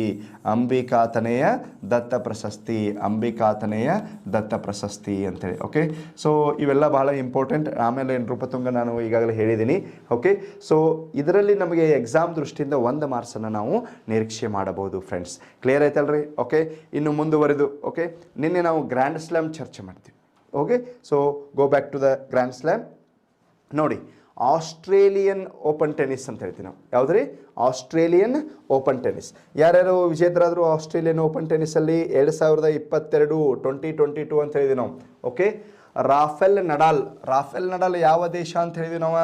ಸ್ಪೇನ್ ದೇಶ. Okay, so Rafael Nadal from Spain ಅಂತ ಹೇಳಿದ್ರಿ. ಹಾಗೆ ಮಹಿಳಾ ವಿಭಾಗದಲ್ಲಿ ಯಾರು ಗೆದ್ದಿದ್ದಾರೆ? ಆಸ್ಲೆ ಬಾಲ್ಟಿ ಯಾವ ಒಂದು ದೇಶದವರು? ಆಸ್ಟ್ರೇಲಿಯಾ ಅಂತ ಹೇಳ್ತೀವಿ ನಾವು. ಇದು 2022ರಲ್ಲಿ ಜರುಗಿದ ಪಂದ್ಯಾವಳಿಯ ವಿಷಯ. ಇನ್ನು ಫ್ರೆಂಚು ವಿಂಬಲ್ಡನ್ನ, ಆಮೇಲೆ ನೆಕ್ಸ್ಟ್ ಯಾವುದಪ್ಪ ಅಂತಂದಾಗ ಈ US ಓಪನ್ ಟೆನ್ನಿಸ್ 2021ರ ಮಾಹಿತಿಯನ್ನು ನಾವು ಕಲೆ ಹಾಕೋಬೇಕು. ನೋಡಿ, ಆಸ್ಟ್ರೇಲಿಯನ್ ಓಪನ್ ಟೆನ್ನಿಸ್ ಏನು ಬರೆದಿದ್ದೀರಿ ಅಲ್ಲಿ ಬರೀಬೇಕು ನೀವು. 19 ನಿನ್ನೆ ಹೇಳೇನ. ಓಕೆ, ಏನು ಹೇಳಿದೆ? ಯಾವ ಕೋರ್ಟ್ ಯಾವ ಕೋರ್ಟ್ನಾಗ ಆಟ ಆಡ್ತಾರೆ ಇದನ್ನು? ಹಾರ್ಡ್ ಕೋರ್ಟ್ ಅಂತ ಹೇಳಿದೆ ನಾನು. ಹಾರ್ಡ್ ಕೋರ್ಟ್ ಯೂಶ್ವಲಿ ಯಾವ ತಿಂಗಳಲ್ಲಿ ಜರುಗುತ್ತದೆ? ಯಾವ ಮಂತಲ್ಲಿ ಜರುಗುತ್ತದೆ? ಜನವರಿ ತಿಂಗಳಲ್ಲಿ. ಓಕೆ, ಸೊ ಈ ಆಸ್ಟ್ರೇಲಿಯನ್ ಓಪನ್ ಟೆನ್ನಿಸ್ ಪ್ರತಿ ವರ್ಷ ಎಲ್ಲಿ ನಡೆಯುತ್ತದೆ? ಮೆಲ್ಬೋರ್ನ್ ಅಂತ ಹೇಳಿದ್ವಿ. ಮೆಲ್ಬೋರ್ನ್, ಇದು ಅದರ ಮಾಹಿತಿ ಆಯಿತು. ರಾಫೆಲ್ ನಡಾಲ್ ಯಾವ ದೇಶ ಅಂತ ಹೇಳಿದ್ದೆ? ಸ್ಪೇನ್ ದೇಶ. ರಾಜಧಾನಿ ಮ್ಯಾಡ್ರಿಡ್ ಅಂತ ಹೇಳಿದ್ದೀವಿ, ಯುರೋಪ್ ಖಂಡದಲ್ಲಿ ಕಂಡು ಬರ್ತದೆ. ಈತನನ್ನು ಏನಂತ ಕರೀತಾರೆ? ಕ್ಲೇ ಕೋರ್ಟ್ ಕಿಂಗ್ ಅಂತ ಹೇಳಿದ್ರಿ. ಏನಂತ ಕರೀತಾರೆ? Clay court king. French open tennis ಅತಿ ಹೆಚ್ಚು ಬಾರಿ ಗೆದ್ದಂತಹ ಆಟಗಾರ ರಾಫೆಲ್ ನಡಾಲ್ ಅವರನ್ನು ಕ್ಲೇ ಕೋರ್ಟ್ ಕಿಂಗ್ ಅಂತ ಕರೀತಾರೆ. ಓಕೆ, ಸೊ ಸ್ಪೇನ್ ಬಗ್ಗೆ ಒಂದಿಷ್ಟು ಮಾಹಿತಿಯನ್ನು ಕಲೆ ಹಾಕೋಬೇಕು. Okay, next assignment is you have to write 15 points about Spain. ತೀತಲ್ಪ ಸಬ್ಮಿಷನ್ ಮಾಡ್ಬೇಕದನ್ನ. ನಾನು ಈಗಾಗಲೇ ಹೇಳಿದ್ದೀನಿ, ಯುರೋಪ್ ಖಂಡ, ಪೂರ್ವಕ್ಕೆ ಮೆಡಿಟ್ರೇನಿಯನ್ ಸಮುದ್ರ ಕಂಡು ಬರ್ತದೆ. ರಾಜಧಾನಿ ಮ್ಯಾಡ್ರಿಡ್ಡು. ಅಂತಾರಾಷ್ಟ್ರೀಯ ಪ್ರವಾಸೋದ್ಯಮ ಸಂಸ್ಥೆ UNWTO, United Nations World Tourism Organization. So ಇದು ಎಲ್ಲಿ ಕಂಡು ಬರ್ತದೆ? ಸ್ಪೇನ್ ದೇಶದಲ್ಲಿ ಕಂಡು ಬರುತ್ತದೆ. ನೀವು ಎಂಟೈರ್ ಯುರೋಪ್ ಖಂಡದ ಚಿತ್ರ ತೆಗೆದು ಅದರಾಗ ಸ್ಪೇನ್ ಎಲ್ಲಿ ಬರ್ತೈತೆ ನನಗೆ ತೋರಿಸ್ಬೇಕು ನೀವು. ಕೆಳಗೆ ಆಫ್ರಿಕಾ ಬರ್ತೈತಿ. ಆಫ್ರಿಕಾ ಖಂಡದ ಮೊರಾಕ್ಕೋ, ಯುರೋಪ್ ಖಂಡದ ಸ್ಪೇನ್ ಒಂದನ್ನೊಂದು ಗಡಿ ಭಾಗ ಸ್ಪರ್ಶಿಸ್ತಕ್ಕಂತಹ ದೇಶಗಳು. ಬಟ್ ಅಲ್ಲೊಂದು ಗಿಬ್ರಾಲ್ಟರ್ ಅಂತ ಜಲಸಂಧಿ ಬರ್ತದೆ. ಸಮ್ಮ ಬುಕ್ಸ್ಗಳಲ್ಲಿ ಜಿಬ್ರಾಲ್ಟರ್ ಅಂತ ಕೂಡ ಕೊಟ್ಟಿದ್ದಾರೆ. ಸೊ ಪೂರ್ವಕ್ಕೆ ಮೆಡಿಟ್ರೇನಿಯನ್ ಸಮುದ್ರ ಕೂಡ ಕಂಡು ಬರ್ತಕ್ಕಂಥದ್ದು. ಕ್ಲಿಯರ್ ಆಯ್ತಲ್ಲ? ಸೊ ಯಾರು ಬಹಳ ಗಂಭೀರವಾಗಿ ಅಂದರೆ ಭಕ್ತಿಯಿಂದ ಸ್ಪರ್ಧಾತ್ಮಕ ಪರೀಕ್ಷೆಯಲ್ಲಿ ತಯಾರಿ ನಡೆಸ್ತಾ ಇದ್ದೀರೋ ಅವರು ದಯವಿಟ್ಟು 7 ಖಂಡಗಳ ನಕ್ಷೆ, ಭಾರತದ ನಕ್ಷೆ, ಕರ್ನಾಟಕದ ನಕ್ಷೆ ತಮ್ಮ ಹತ್ತಿರ ಇರಬೇಕು ತೈತಲ್ಲ. ತಮ್ಮ ರೂಮು ಅಥವಾ ಮನೆ PGಗಳಲ್ಲಿ ಅಂಟಿಸ್ಕೊಂಡಿರಬೇಕು. ಅವುಗಳನ್ನು ಗಮನಿಸ್ತಾ ಇರಬೇಕು friends. It gives a lot of knowledge. ಆಮೇಲೆ ನಿಮಗೆ ಗ್ರಿಪ್ ಸಿಗ್ತದೆ ಅಭ್ಯಾಸದ ಮೇಲೆ. ಕ್ಲಿಯರ್ ಆಯ್ತಾ? Okay. Then come to Ashleigh Barty, Australia ಅಂತ ಹೇಳ್ತೀವಿ ನಾವು. ಆಸ್ಲೆ ಬಾಲ್ಟಿ ಯಾವ ದೇಶದವರು? Australia. Okay. So then you also write about 15 points. Australia ಬಗ್ಗೆ ಬರೀಬೇಕು, ಸ್ಪೇನ್ ಮತ್ತು ಆಸ್ಟ್ರೇಲಿಯಾ ಬಗ್ಗೆ ಬರೀಬೇಕು. ಓಕೆ. ಸೊ ಒಂದು ವಿಷಯ ನಾನು ಹೇಳ್ತೀನಿ, ಪ್ರಪಂಚದಲ್ಲಿ ಅತಿ ಹೆಚ್ಚು ಬಾಕ್ಸೈಟ್ ಉತ್ಪಾದಿಸುವ ದೇಶ ಯಾವುದಪ್ಪ ಅಂತಂದಾಗ ಆಸ್ಟ್ರೇಲಿಯಾ. ಪ್ರಪಂಚದಲ್ಲಿ ಅತಿ ಹೆಚ್ಚು ಬಾಕ್ಸೈಟ್ ಉತ್ಪಾದಿಸುವ ದೇಶ ಯಾವುದು? ಆಸ್ಟ್ರೇಲಿಯಾ. ಓಕೆ. ಭಾರತದಲ್ಲಿ ಅತಿ ಹೆಚ್ಚು ಬಾಕ್ಸೈಟ್ ಉತ್ಪಾದಿಸುವ ದೇಶ, ರಾಜ್ಯ ಒಡಿಸ್ಸಾ. ಅದಕ್ಕೆ ಒಡಿಸ್ಸಾವನ್ನು ಭಾರತದ ಬಾಕ್ಸೈಟ್ ನಿರ್ಮಾಪಕ ಎಂದು ಕರೆಯುತ್ತಾರೆ. ಕ್ಲಿಯರ್ ಆಯ್ತಾ ಇದು? ಓಕೆ. ಹಾಗಾದರೆ ಕರ್ನಾಟಕದಲ್ಲಿ ಅತಿ ಹೆಚ್ಚು ಬಾಕ್ಸೈಟ್ ಉತ್ಪಾದಿಸುವ ಜಿಲ್ಲೆ ಬೆಳಗಾವಿ. ಯಾವುದು? ಬೆಳಗಾವಿ. ಕ್ಲಿಯರ್ ಆಯ್ತಾ? ಅತಿ ಹೆಚ್ಚು ವಿಸ್ತೀರ್ಣ ಹೊಂದಿದ ಜಿಲ್ಲೆ ಬೆಳಗಾವಿ. ಓಕೆ. ಸೊ ಬಾಕ್ಸೈಟ್ ಉತ್ಪಾದನೆಯಲ್ಲಿ ಪ್ರಥಮ ಸ್ಥಾನದಲ್ಲಿದೆ. ರಾಜ್ಯವಾರು ಅಂದಾಗ, ರಾಷ್ಟ್ರವಾರು ಅಂದಾಗ ಅತಿ ಹೆಚ್ಚು ಬಾಕ್ಸೈಟ್ ಒಡಿಸ್ಸಾ ಅಂತ ಹೇಳಬೇಕು. ದೇಶವಾರು ಅಥವಾ ಖಂಡವಾರು ಅಂತಂದಾಗ ಅತಿ ಹೆಚ್ಚು ಬಾಕ್ಸೈಟ್ ಉತ್ಪಾದಿಸ್ತಕ್ಕಂಥದ್ದು ಆಸ್ಟ್ರೇಲಿಯಾ ಅಂತ ಹೇಳ್ತೀವಿ. ಫ್ರಾಮ್ ದಿಸ್ ಆಸ್ಟ್ರೇಲಿಯಾ, ಮರುಭೂಮಿಗಳ ಖಂಡ Australia. From this Australia. So Ashleigh Barty 2022ರ ಮಹಿಳಾ ಸಿಂಗಲ್ಸನ್ನು ಗೆದ್ದರೆ, ಪುರುಷ ಸಿಂಗಲನ್ನು ಸ್ಪೇನ್ ದೇಶದ ರಾಫೆಲ್ ನಡಾಲ್ ಗೆದ್ದರು. Okay. Then will go to the French Open tennis. Okay. French Open tennis right ಬರ್ಕೊಳ್ಳಿ. ಹೆಡ್ಲೈನ್ ಏನು? French Open tennis. French Open tennis. Okay. ನೋಡಿ, ಫ್ರೆಂಚ್ ಓಪನ್ ಟೆನಿಸ್ ಸ್ಥಾಪನೆಯಾಗಿದ್ದು 1891. ಯಾವಾಗ ಸ್ಥಾಪನೆಯಾಗಿದೆ ಇದು? 1891ರಲ್ಲಿ. ಪ್ರತಿ ವರ್ಷ ಎಲ್ಲಿ ನಡೀತದೆ ಫ್ರೆಂಚ್ ಓಪನ್ ಟೆನಿಸ್? ಪ್ಯಾರಿಸ್. ಎಲ್ಲಿ ನಡೀತದೆ? ಪ್ಯಾರಿಸ್ ಎಂಬ ಸ್ಥಳದಲ್ಲಿ ನಡೀತಕ್ಕಂಥದ್ದು French Open tennis, organised in Paris. Okay. So ಯಾವ ಮೈದಾನ? ಈಗಾಗಲೇ ಚರ್ಚೆ ಮಾಡಿದಾಗೆ JD ಮಣ್ಣಿನ ಮೈದಾನ. ಕ್ಲೇ ಕೋರ್ಟ್ ಅಂತ ಬರ್ಕೊಳ್ಳಿ. ಕ್ಲೇ ಕೋರ್ಟ್, JD ಮಣ್ಣಿನ ಮೈದಾನ, ಕ್ಲೇ ಕೋರ್ಟ್ ಅಂತ ಹೇಳ್ತೀವಿ ನಾವು. ಓಕೆ. ಸೊ ಇದು ಯೂಶಲಿ ಯಾವ ತಿಂಗಳಲ್ಲಿ ನಡೀತದೆ? ಮೇ ತಿಂಗಳಲ್ಲಿ ನಡೀತದೆ. ಇದು ನಮ್ಮ ವಾರ್ಷಿಕವಾಗಿ ನಡೆಯುವ 2ನೇ ಗ್ರ್ಯಾಂಡ್ ಸ್ಲ್ಯಾಮ್ ಅಂತ ಹೇಳ್ತೀವಿ. ಹಾಗಾದರೆ ಪುರುಷ ವಿಭಾಗ ಮಹಿಳಾ ಸಿಂಗಲ್ಸ್ ನೋಡಿ 2021 ಅಂತ ಬರ್ಕೊಳ್ಳಿ. ಓಕೆ. ಈಗಾಗಲೇ 2022 ಓನ್ಲಿ ಆಸ್ಟ್ರೇಲಿಯಾ ಓಪನ್ ಟೆನ್ನಿಸ್ ಆಗಿದೆ. ನಮಗೆ ಡಾಟಾ ಯಾವ್ದು ಬೇಕೀಗ? 2021 ಬೇಕು. ಅದೇ ನಮಗೀಗ ಕರೆಂಟ್ ಅಫೇರ್ಸ್ ಇದ್ದಂಗೆ. ಕ್ಲಿಯರ್ ಆಯ್ತಲ್ಲ? ಓಕೆ. ಈಗ ಯೂಶ್ವಲಿ ಸ್ಟೂಡೆಂಟ್ಸ್ ಕೇಳ್ತಿರ್ತಾರೆ, ನನಗೇನು ಕೇಳ್ತಿರ್ತಾರೋ, ಸರ್ ಈಗ 2 ತಿಂಗಳದ್ದು ಕರೆಂಟ್ ಅಫೇರ್ಸ್ ಓದಬೇಕಾ, 4 ತಿಂಗಳ ಕರೆಂಟ್ ಅಫೇರ್ಸ್ ಓದಬೇಕಾ, 6 ತಿಂಗಳು ಓದಬೇಕಾ, ಎಷ್ಟು ತಿಂಗಳು ಓದೋದ್ರಿ ಅಂತೇಳಿ. ಸೊ ಮಿನಿಮಮ್ ನೋಡ್ರಿ 6ರಿಂದ ಒಂದು 10 ತಿಂಗಳ ಕರೆಂಟ್ ಅಫೇರ್ಸನ್ನು ನಾವು ನೀಟಾಗಿ ಓದ್ಕೊಂಡೇ ಇರಬೇಕು. 6 ತಿಂಗಳಂತೂ ಬಹಳ ಇಂಪಾರ್ಟೆಂಟ್. ಓಕೆ. ಇನ್ನು ಸಾಂದರ್ಭಿಕವಾಗಿ 6 ತಿಂಗಳಾಗಿರ್ಬೋದು, 1 ವರ್ಷ ಆಗಿರ್ಬೋದು, 2 ವರ್ಷ ಆಗಿರ್ಬೋದು, 4 ವರ್ಷ ಆಗಿರ್ಬೋದು, ವಿಷಯಗಳು ಬೇಕಾಗ್ತವೆ. ಹೆಂಗೆ ಸಾಂದರ್ಭಿಕವಾಗಿ? ಈಗ IPL ಹರಾಜು ಪ್ರಕ್ರಿಯೆ ಆತಪ್ಪ, ಅತಿ ಹೆಚ್ಚು ಮೌಲ್ಯಕ್ಕೆ ಯಾರಾದರೂ ಇಶಾನ್ ಕಿಶಾನ್. ಇದು ಮುಂದಿನ ವರ್ಷ ಹರಾಜು ಪ್ರಕ್ರಿಯೆ ಆಗುವವರೆಗೂ ನಮಗಿದು ಬೇಕಾದಂತಹ ಡಾಟಾ. ಈ ವರ್ಷ ಗಣರಾಜ್ಯೋತ್ಸವ ಆಯಿತು, ಸ್ತಬ್ಧ ಚಿತ್ರಣ. ಓಕೆ. ಸೊ ಫಸ್ಟ್ ರ್ಯಾಂಕ್ ಉತ್ತರ ಪ್ರದೇಶದ ವಾರಣಾಸಿ ವಿಶ್ವನಾಥ್ ಕಾರಿಡಾರ್ ಅಂತ ಹೇಳಿದೆ ನಾವು, ಹೌದಾ? ಸೊ ಇದು ಮುಂದಿನ ವರ್ಷ ಸ್ತಬ್ಧ ಚಿತ್ರಣ ಘೋಷಣೆ ಆಗೋವರೆಗೂ ಇದು ಕರೆಂಟ್ ಅಫೇರ್ಸ್. ವಿಶ್ವಸಂಸ್ಥೆ ಅಧಿವೇಶನ ಇತ್ತೀಚೆಗೆ 76ನೇದು ನಡೆದದ. ಮುಂದಿನ 77ನೇ ಅಧಿವೇಶನ ನಡೆಯುವವರೆಗೂ ಈ ಅಧಿವೇಶನದ ಎಲ್ಲ ವಿಷಯಗಳು ಕರೆಂಟ್ ಅಫೇರ್ಸ್. 2018ರಲ್ಲಿ ಫಿಫಾ ವಿಶ್ವಕಪ್ ಜರುಗಿದೆ. 4 ವರ್ಷಕ್ಕೊಮ್ಮೆ ಆಗ್ತೈತಿ. ಈಗ 2022ರ ಕತಾರ್ದಾಗ ಆಗೋದೈತಿದೆ, ಹೌದಲ್ಲ? ಈ 4 ವರ್ಷದವರೆಗೂ ಏನಪ್ಪ ಅಂತಂದ್ರೆ ಹಿಂದಿಂದ ಡಾಟಾನ ನಮ್ಗೆ ಕರೆಂಟ್ ಅಫೇರ್ಸ್. 2018ರ ಫಿಫಾ ಮಾಹಿತಿ 2022ರ ಮಟ್ಟ ಬೇಕು. ಇನ್ನು ಮತ್ತೆ 2022ರದ ಕಲೆಕ್ಟ್ ಮಾಡಿದ್ರೆ ಅಂದ್ರೆ ನಮ್ಗೆ ಯಾವಾಗ ಕಲೆಕ್ಟ್ ಮಾಡೋದು ಬೇಕಾಕೈತಿ? 2026. ಅಲ್ಲಿವರೆಗೆ ನೀವು ಹಂಗೆ ಖಾಲಿ ಕೊಂಡಿರಂಗಿಲ್ಲ, ಅಭ್ಯಾಸ ಮಾಡಿ ಸೆಲೆಕ್ಟ್ ಆಗಬೇಕು. ಸೆಲೆಕ್ಟ್ ಆಗಿ ನೀವು ನೋಡ್ತಿರ್ಬೇಕು ಫಿಫಾ ವಿಶ್ವಕಪ್ 2026ರಾಗ. ಕ್ಲಿಯರ್ ಆಯ್ತಲ್ಲ? ಅದಕ್ಕೆ 4 ವರ್ಷಕ್ಕೊಮ್ಮೆ ಏನಪ್ಪ ಅಂತಂದ್ರೆ ಈ ವಿಶ್ವಕಪ್, ಕ್ರಿಕೆಟ್ ವಿಶ್ವಕಪ್ ಆಗಿರ್ಬೋದು. ಈಗ ಅಂಡರ್-19 ವಿಶ್ವಕಪ್ ಆಯ್ತು ಮೊನ್ನೆ ವೆಸ್ಟ್ ಇಂಡೀಸ್ ಒಳಗೆ. ಭಾರತ ವರ್ಸಸ್ ಯಾವ್ದು ಬಂತು? ಇಂಗ್ಲೆಂಡ್. ಗೆದ್ದಂಥದ್ದು ಯಾವುದು? ಭಾರತ ಅಂತದ್ದು. ಇದು ಮುಂದೆ 2 ವರ್ಷಕ್ಕೊಮ್ಮೆ ಆಗ್ತಿದೆ. ಸೊ ಅಲ್ಲಿವರೆಗೆ ನಮಗೇನಿದು ಕರೆಂಟ್ ಅಫೇರ್ಸ್. ಅಂದರೆ ಏನು ನಮಗೆ ಇದರಿಂದ ಅರ್ಥ ಆಗ್ತಾ ಇದೆ? ವಿಷಯದ ಆಧಾರದ ಮೇಲೆ ಪ್ರಚಲಿತ ಘಟನೆಗಳ ಒಂದು ಸಮಯ ನಾವು ನಿರ್ಧರಿಸಬೇಕಾಗ್ತದೆ. ಅದರ ಮಿನಿಮಮ್ ಎಕ್ಸಾಮ್ ನಾಳೆ ಐತಪ್ಪ ಅಂದ್ರೆ ಅದರ ಹಿಂದೆ ಒಂದು 6 ತಿಂಗಳ ಥರ ನಾವು ನೀಟಾಗಿ ಓದ್ತಿರ್ಬೇಕು. ಇದೇ ರೀತಿ ನ್ಯೂಸ್ ಪೇಪರ್, ನೀವು ಸುಮ್ಮನೆ ನನಗೆ ಜನರಲ್ ನಾಲೆಜ್ ರೆಫರೆನ್ಸ್ ಬುಕ್ ಯಾವ್ದು ಸರ್, ಕರೆಂಟ್ ಅಫೇರ್ಸಿಗೆ ಏನು ಓದಬೇಕು, ಇದು ಏನಪ್ಪ ಅಂದರೆ ಪದೇ ಪದೇ ಹೇಳ್ತಾ ಇದ್ದೀನಿ, ಗ್ರ್ಯಾಜುವಲಿ ನಾವು ಸ್ಟಡಿ ಮಾಡ್ತಾ ಹೋಗಿ. ಈಗ ಚನ್ನವೀರ್ ಕಣಿವೆಯವರು ಬಂದ್ರಾ, ನಿನ್ನೆ ನಿಧನ ಆಯಿತಾ, ನಾನು ಬರ್ಸಿದ್ದೆ ಪ್ರಮುಖ ನಿಧನ ಮತ್ತು ಹಿನ್ನೆಲೆ ಅಂತ. ಚನ್ನವೀರ್ ಕಣಿವೆಯವರಿಗೆ ಒಂದು ನೋಟ್ಸ್ ಬರೆದ್ಬಿಡೋದು ಅದ್ರ ಬಗ್ಗೆ, ಎಕ್ಸಾಮ್ ದೃಷ್ಟಿಯಿಂದ ಏನೇನು ಬೇಕು ಅಂತ. ಜೊತೆಗೆ ಕೇಂದ್ರ ಸಾಹಿತ್ಯ ಅಕಾಡೆಮಿ ಅಂತ ನಿಮ್ಮನ್ನ ನಾನು ಅಲ್ಲಿ ಎಲ್ಲಿ ಸೆಳೆದೆ ಅಂತಂದರೆ, ಕರೆಂಟ್ ಅಫೇರ್ಸ್ಗೆ ಓದ್ಬಿಟ್ಟು ನಿಮ್ಮನ್ನು 2022 ಯಾರಿಗೆ ಕೊಟ್ಟರು ಅಂತ ಕೇಳಿಬಿಟ್ಟೆ. ಕೇಂದ್ರ ಸಾಹಿತ್ಯ ಅಕಾಡೆಮಿ ಯಾರಿಗೆ ಕೊಟ್ಟರು 2022 DS ನಾಗಭೂಷಣ್. ಹಾಗಾದರೆ ಜನರಲ್ ನಾಲೆಜ್ ವಿಷಯ ತೊಗೊಂಡ್ಬಿಟ್ಟಿನಲ್ಲಿ ಏನು ತೊಗೊಂಡು, ಕೇಂದ್ರ ಸಾಹಿತ್ಯ ಅಕಾಡೆಮಿ ಸ್ಥಾಪನೆ ಮಾರ್ಚ್ 12, 1954. ಅಲ್ಲೇ ಹೇಳಿಬಿಟ್ನೆ ಭಾರತ ರತ್ನ ಪ್ರಶಸ್ತಿ ಸ್ಥಾಪನೆ ಆಗಿರುತ್ತೆ. ಈ ರೀತಿ ಎನ್ ನಂಬರ್ ಆಫ್ ಮಲ್ಟಿಪಲ್ ವೇಸ್ದಾಗ ನಾವು ಎಫರ್ಟ್ ಹಾಕ್ತಾ ಹೋಗ್ಬೇಕು. ಒಟ್ಟ ಒಂದು 6 ತಿಂಗಳು ಹೋಗ್ರಿ ನೀವು, ಹಿಂಗೆ ತಾನೇ ಜನರಲ್ ನಾಲೆಜ್ ಇಂಪ್ರೂವ್ಮೆಂಟ್ ಆಕೋತ ಹೋಗಿಬಿಡ್ತೈತಿ. ಓಕೆ, ಮ್ಯಾಗ್ಝಿನ್ಗಳಿದ್ದಾವೆ, ಪತ್ರಿಕೆಗಳಿದ್ದಾವೆ, ಮಾಧ್ಯಮಗಳಿದ್ದಾವೆ, so Telegram group, WhatsApp group, okay, ಇವುಗಳೆಲ್ಲ ಸೋರ್ಸಸನ್ನು ಬಳಸ್ತಾ ದಿನ ಏನಪ್ಪ ಅಂತಂದ್ರೆ ಅದರ ನಾವು ಮಿಂಗಲ್ ಆಗಬೇಕು, ನಮ್ಮನ್ನು ನಾವು ಅದರಲ್ಲಿ ತೊಡಗಿಸಿಕೊಳ್ಳಬೇಕು. ಆವಾಗ ಒಂದು 4-5 ತಿಂಗಳಲ್ಲಿ ಸಾಕಷ್ಟು ವಾಸ್ಟ್ ನಾಲೆಜ್ ಬಂದಿರ್ತದೆ. ಹೀಗೆ ಸಾಂದರ್ಭಿಕವಾಗಿ ನಾನು ಮತ್ತೆ ನಿಮ್ಗೆ ಗೈಡ್ ಮಾಡ್ಕೊತ ಹೋಗ್ತೀನಿ. That is different. Okay, so French open tennis 1891 ಪ್ಯಾರಿಸಲ್ಲಿ ನಡೀತದೆ. ಕ್ಲೇ ಕೋರ್ಟ್ ಕಿಂಗ್ ಅಂತ ಕರೆದ್ರು ಯಾರನ್ನ, ರಾಫೆಲ್ ನಾಡಲ್. ಸೊ ಕ್ಲೇ ಕೋರ್ಟಲ್ಲಿ ನಡೀತದೆ ಮೇ ತಿಂಗಳು ಅಂತ. ಹಾಗಾದರೆ ಮೇಲ್ ಯಾರು ಗೆದ್ದಿದ್ದಾರೆ, ಪುರುಷ ಸಿಂಗಲ್ ಬರ್ಕೊಳ್ಳಿ, ನೋವಾಕ್ ಜೊಕೋವಿಕ್. ಪುರುಷ ಸಿಂಗಲ್ ಯಾರು ಗೆದ್ದಿದ್ದಾರೆ, ನೋವಾಕ್ ಜೊಕೋವಿಕ್ ಅಂತ ಬರ್ಕೊಳ್ಳಿ, Novak Djokovic. Okay, so Novak Djokovic ಯಾವ ದೇಶ, ಸರ್ಬಿಯಾ. ನೋವಾಕ್ ಜೊಕೋವಿಕ್ ಯಾವ ದೇಶ, ಸರ್ಬಿಯಾ ದೇಶ. ಸರ್ಬಿಯಾ ದೇಶದ ರಾಜಧಾನಿ ಬೆಲ್ಗ್ರೇಡ್ ಅಂತ ಹೇಳ್ತೀವಿ ನಾವು. ಸರ್ಬಿಯಾ ದೇಶದ ರಾಜಧಾನಿ ಯಾವುದು, ಬೆಲ್ಗ್ರೇಡ್. ಬೆಲ್ಗ್ರೇಡ್.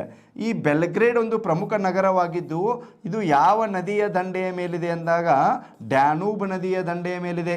ಯಾವ ನದಿಯ ದಂಡೆಯ ಮೇಲಿದೆ ಇದು, ಡ್ಯಾನೂಬ್ ನದಿಯ ದಂಡೆಯ ಮೇಲಿದೆ. ಕ್ಲಿಯರ್ ಆಯ್ತಾ ಫ್ರೆಂಡ್ಸ್? ನೋವಾಕ್ ಜೊಕೋವಿಕ್ ಈ ಫ್ರೆಂಚ್ ಓಪನ್ ಟೆನ್ನಿಸ್ 2021 ಪುರುಷ ಸಿಂಗಲ್ ಗೆದ್ದಂತಹ ಕ್ರೀಡಾಪಟು ಯಾವ ದೇಶದವರು, ಯುರೋಪ್ ಖಂಡದ ಸರ್ಬಿಯಾ. ಸರ್ಬಿಯಾ ದೇಶದ ರಾಜಧಾನಿ ಬೆಲ್ಗ್ರೇಡ್. ಬೆಲ್ಗ್ರೇಡ್ ನಗರ ಯಾವ ನದಿಯ ದಂಡೆಯ ಮೇಲಿದೆ, ಡ್ಯಾನೂಬ್ ನದಿಯ ದಂಡೆಯ ಮೇಲಿದೆ. ಸೊ ಸರ್ಬಿಯಾದ ಕರೆನ್ಸಿ ಸರ್ಬಿಯನ್ ದಿನಾರ್ ಅಂತ ಹೇಳ್ತೀವಿ ನಾವು. ಸರ್ಬಿಯಾದ ಕರೆನ್ಸಿ ಯಾವುದಪ್ಪ ಅಂತಂದಾಗ ಸರ್ಬಿಯನ್ ದಿನಾರ್ ಅಂತ ಹೇಳ್ತೀವಿ. ತಿದ್ದಿಲ್ರಿ, ನೋವಾಕ್ ಜೊಕೋವಿಕ್ ನೆನಪಿಟ್ಕೊಡ್ರಿ. ಓಕೆ, ಸೊ ಒಳ್ಳೆಯ ಅತ್ಯುತ್ತಮ ಕ್ರೀಡಾಪಟು, ಲಾಸ್ಟ್ ಟೈಮ್ 3 ಗ್ರ್ಯಾಂಡ್ ಸ್ಲಾಮ್ ಗೆದ್ದಿದ್ದಾರೆ. ನೆಕ್ಸ್ಟ್ ಫೀಮೇಲ್ ವಿಭಾಗ ಅಂತ ಹೇಳ್ತೀವಿ ನಾವು. ಓಕೆ, ಸೊ ಫೀಮೇಲ್ ವಿಭಾಗವನ್ನು ನೋಡ್ತಾ ಹೋದಂತೆ. ಓಕೆ, ಸೊ ಯಾರು ಗೆದ್ದಿದ್ದಾರೆ 2021 ಬೇಕು ನಾವು, ಮತ್ತು 2021. ಓಕೆ, ಸೊ ಫೀಮೇಲ್ ವಿಭಾಗದಲ್ಲಿ Barbora Krejcikova 2021 French open tennis female single ಅಂತ ಹೇಳ್ತಾ ಇದ್ದೀನಿ. ಸೊ ಬರ್ಕೊಳ್ಳಿ, Barbora Krejcikova. Barbora Krejcikova. Okay, ಈ ಬಾರ್ಬೋರಾ ಕ್ರೇಜಿಕೋವಾ ಯಾವ ದೇಶದವರು, ಜಕ್ ಗಣರಾಜ್ಯ, ಜಕ್ ರಿಪಬ್ಲಿಕ್ ಅಂತ ಹೇಳ್ತೀವಿ ನಾವು. ಯಾವುದು, ಜಕ್ ರಿಪಬ್ಲಿಕ್ ಅಥವಾ ಕನ್ನಡದಲ್ಲಿ ಜಕ್ ಗಣರಾಜ್ಯ. ಜಕ್ ಗಣರಾಜ್ಯ. ಓಕೆ, ಸೊ ಜಕ್ ಗಣರಾಜ್ಯ ದೇಶದ ರಾಜಧಾನಿ ಯಾವುದು, ಪ್ರೇಗ್ ಅಂತ ಹೇಳ್ತೀವಿ. ಜಕ್ ಗಣರಾಜ್ಯದ ಸೊ ರಾಜಧಾನಿ ಯಾವುದಪ್ಪ ಅಂತಂದಾಗ ಪ್ರೇಗ್ ಅಂತ ಹೇಳ್ತೀವಿ. ಸೊ ಜಕ್ ಗಣರಾಜ್ಯ ಕರೆನ್ಸಿ ಯಾವುದು, ಕೋರೂನ್ ಅಂತೇಳಿ, ಕರೋನಾ ಅಲ್ಲ ಮತ್ತ ಕೋರೂನ್ ಅಂತ ಹೇಳ್ತೀವಿ. ಕ್ಲಿಯರ್ ಆಯ್ತು ರೀ ಫ್ರೆಂಡ್ಸ್? ಓಕೆ, ನೋಡಿ, ಫ್ರೆಂಚ್ ಓಪನ್ ಟೆನ್ನಿಸ್ ಪುರುಷ ಸಿಂಗಲ್ ನೋವಾಕ್ ಜೊಕೋವಿಕ್ ಗೆದ್ದರೆ, ಮಹಿಳಾ ಸಿಂಗಲ್ ಬಾರ್ಬೋರಾ ಕ್ರೇಜಿಕೋವಾ 2021 ಯಾವ ದೇಶದವರು, ಜಕ್ ಗಣರಾಜ್ಯ ಅಥವಾ ಜಕ್ ರಿಪಬ್ಲಿಕ್. ಈ ದೇಶದ ರಾಜಧಾನಿ ಪ್ರೇಗ್ ಅಂತ ಹೇಳ್ತೀವಿ. ಈ ದೇಶದ ಕರೆನ್ಸಿ ಕೋರೂನ್ ಅಂತ ಹೇಳ್ತೀವಿ. ಯಾವುದ್ರಿ, ಕೋರೂನ್. Clear friends? ಓಕೆ, ನೀವು ಮ್ಯಾಪಲ್ಲಿ ಜಕ್ ಗಣರಾಜ್ಯ ಎಲ್ಲಿ ಬರ್ತದೆ, ಯಾವ ಖಂಡದಲ್ಲಿ ಬರ್ತದೆ, ಸುತ್ತಮುತ್ತಲಿನ ದೇಶಗಳು ಯಾವುದು ಅಂತೇಳಿ ಕೂಡ ಸೊ ಇವತ್ತು ತಾವು ಅದನ್ನು ಪ್ರಾಕ್ಟಿಕಲಿ ವ್ಯೂ ನೋಡಬೇಕು. ಕ್ಲಿಯರ್ ಆಯಿತಾ? Okay, then next French open tennis ಆದಮೇಲೆ ನಾವು ಮುಂದುವರೆದು ಇವಾಗ ವಿಂಬಲ್ಡನ್ ಓಪನ್ ಟೆನ್ನಿಸ್ ಬಗ್ಗೆ ಚರ್ಚೆ ಮಾಡೋಣ. ಯಾವುದ್ರಿ, ವಿಂಬಲ್ಡನ್ ಓಪನ್ ಟೆನ್ನಿಸ್ 3ನೇದು ಬರ್ಕೊಳ್ಳಿ. ವಿಂಬಲ್ಡನ್ ಓಪನ್ ಟೆನ್ನಿಸ್ ವರ್ಷದಲ್ಲಿ. ಓಕೆ, ಸೊ 3ನೇ ಗ್ರ್ಯಾಂಡ್ ಸ್ಲಾಮ್ ಯಾವುದಪ್ಪ ಅಂತಂದಾಗ ವಿಂಬಲ್ಡನ್ ಓಪನ್ ಟೆನ್ನಿಸ್ ಅಂತ ಹೇಳ್ತೀವಿ. ನೋಡಿ, ವಿಂಬಲ್ಡನ್ ಓಪನ್ ಟೆನ್ನಿಸ್ ಯಾವಾಗ ಸ್ಥಾಪನೆ ಆಗಿದೆ, 1877 1877 ಅಂತ ಹೇಳ್ತೀವಿ. ಸಾಕಷ್ಟು ಬಾರಿ ಒಂದು ಪ್ರಶ್ನೆ ಕೇಳಿದ್ದಾರೆ, ಅತ್ಯಂತ ಹಳೆಯದಾದ ಗ್ರ್ಯಾಂಡ್ ಸ್ಲಾಮ್ ಯಾವುದು, okay which is the oldest grand slam ಅಂತ ಕೇಳಿದರೆ ಅದು ಯಾವುದಪ್ಪ ಅಂದಾಗ ವಿಂಬಲ್ಡನ್ ಓಪನ್ ಟೆನ್ನಿಸ್ ಅಂತ ಹೇಳ್ಬೇಕು. ಇಸ್ವಿನ ಹೇಳ್ತದೆ 1877 ಒಳಗೆ ಸ್ಥಾಪನೆ ಆಗಿದೆ. ಹಾಗಾದರೆ ಇದು ಪ್ರತಿ ವರ್ಷ ಎಲ್ಲಿ ಜರುಗುತ್ತದೆ, ಪ್ರತಿ ವರ್ಷ ಎಲ್ಲಿ ಜರುಗುತ್ತದೆ ಅಂತಂದಾಗ ಲಂಡನ್ ಅಂತ ಹೇಳ್ತೀವಿ. ಪ್ರತಿ ವರ್ಷ ಎಲ್ಲಿ ಜರುಗ್ತೈತಿ, ಇದು ಲಂಡನ್ ಅಂತ ಹೇಳ್ತೀವಿ. ಓಕೆ, ಸೊ ಆಡ್ತಕ್ಕಂಥ ಮೈದಾನ ಗ್ರಾಸ್ ಕೋರ್ಟ್, ಇದು ಡಿಫ್ರೆಂಟ್ ಇದೆ, ನೆನಪಿಟ್ಕೋಬೇಕು. ಏಕೈಕ ಒಂದು ಗ್ರ್ಯಾಂಡ್ ಸ್ಲ್ಯಾಮ್ ಹುಲ್ಲು ಮೈದಾನದಲ್ಲಿ ಆಡ್ತಕ್ಕಂಥದ್ದು ಗ್ರಾಸ್ ಕೋರ್ಟ್ ಅಂತ ಹೇಳ್ತೀವಿ, grass court. Okay, usually July ತಿಂಗಳದಾಗ ಚಾಲು ಆಗ್ತೈತಿ, ಆಗಸ್ಟ್ ಫಸ್ಟ್ ವೀಕ್ನಾಗತ್ತು ಮುಗಿತದ ಇದು ಅವಧಿ. ಓಕೆ, 1877 ಸ್ಥಾಪನೆ, ಸ್ಥಳ ಲಂಡನ್, ಮೈದಾನ ಗ್ರಾಸ್ ಕೋರ್ಟ್, ಅವಧಿ ಜುಲೈ. ಇಲ್ಲಿ ಒಂದು ವಿಷಯ ನೀವು ಸ್ಟಾರ್ ಮಾರ್ಕ್ ಹಾಕೊಂಡು ಬರ್ಕೋಬೇಕು, ನೋಟ್. ಓಕೆ, ಏನಪ್ಪ ಅಂತಂದರೆ ಕಡ್ಡಾಯವಾಗಿ ಬಿಳಿ ಸಮವಸ್ತ್ರ ಧರಿಸಬೇಕು ಈ ವಿಂಬಲ್ಡನ್ ಓಪನ್ ಟೆನ್ನಿಸಲ್ಲಿ. ಓಕೆ, ಕ್ರೀಡಾಪಟುಗಳು, ಅದು ರೂಲ್ಸ್ ಅದು. ಓಕೆ, ಸೊ ವಿಂಬಲ್ಡನ್ ಓಪನ್ ಟೆನ್ನಿಸ್ದು ರೂಲ್ಸ್ ಹಿಂಗೆ ಯಾಕ್ರಿ ಅಂತ ಕೇಳಕ್ಕೆ ಬರೋಂಗಿಲ್ಲ, ಕ್ಲಿಯರ್ ಆಯ್ತಲ್ಲ. ಓಕೆ, ಸೊ ವಿಂಬಲ್ಡನ್ ಓಪನ್ ಟೆನ್ನಿಸಲ್ಲಿ ಒಂದು ರೂಲ್ಸ್ ಏನಿದೆಯಪ್ಪ ಅಂದರೆ ಕ್ರೀಡಾಪಟುಗಳು ಶ್ವೇತ ಸಮವಸ್ತ್ರಧಾರಿಗಳಾಗಿರಬೇಕು, ಶ್ವೇತಧಾರಿಗಳಾಗಿರಬೇಕು, ಬಿಳಿ ಸಮವಸ್ತ್ರವನ್ನು ಧರಿಸಬೇಕು. ಕ್ಲಿಯರ್ ಆಯ್ತು ರೀ ಇದು. 1877 ಲಂಡನ್ ಗ್ರಾಸ್ ಕೋರ್ಟ್, ಬಿಳಿ ಸಮವಸ್ತ್ರ, ಓಲ್ಡೆಸ್ಟ್, ಜುಲೈಯಲ್ಲಿ ನಡೀತದೆ ಅಂತ ಹೇಳಿದ್ವಿ. ಮುಂದುವರೆದು ಓಕೆ, ಸೊ ಈ ಒಂದು ಯಾರು ಗೆದ್ದಿದ್ದಾರೆ ಈ ಒಂದು ವಿಂಬಲ್ಡನ್ ಓಪನ್ ಟೆನ್ನಿಸಲ್ಲಿ ಯಾರು ಗೆದ್ದಿದ್ದಾರೆ ಅಂತೇಳಿ ನಾವಿಲ್ಲಿ ನೋಡ್ತಕ್ಕಂಥದ್ದು. ಸೊ ಬರೀರಿ, ಪುರುಷ ಸಿಂಗಲ್ ಮೇಲ್ ಮತ್ತೆ ನೋವಾಕ್ ಜಕೋವಿಕ್ ಗೆದ್ದಿದ್ದಾರೆ. 2021 ಅಂತ ಬರೀಬೇಕು. Please mention 2021. ನೋಡಿ, ನಾವು ಸ್ಪರ್ಧಾತ್ಮಕ ಪರೀಕ್ಷೆ ಒಳಗೆ ಭಾಳ ಕಾನ್ಸಂಟ್ರೇಷನ್ ಇರ್ಬೇಕು. ಪ್ರತಿಯೊಂದು ಶಬ್ದದ ಮ್ಯಾಗ, ಪ್ರತಿಯೊಂದು ವಾಕ್ಯದ ಮ್ಯಾಗ ಗಮನ ಹರಿಸ್ಬೇಕು. ಇಲ್ಲಾಂದರೆ ಎಕ್ಸಾಮ್ನಾಗ ನಮ್ಗೆ ಕನ್ಫ್ಯೂಸ್ ಮಾಡ್ತಾರೆ.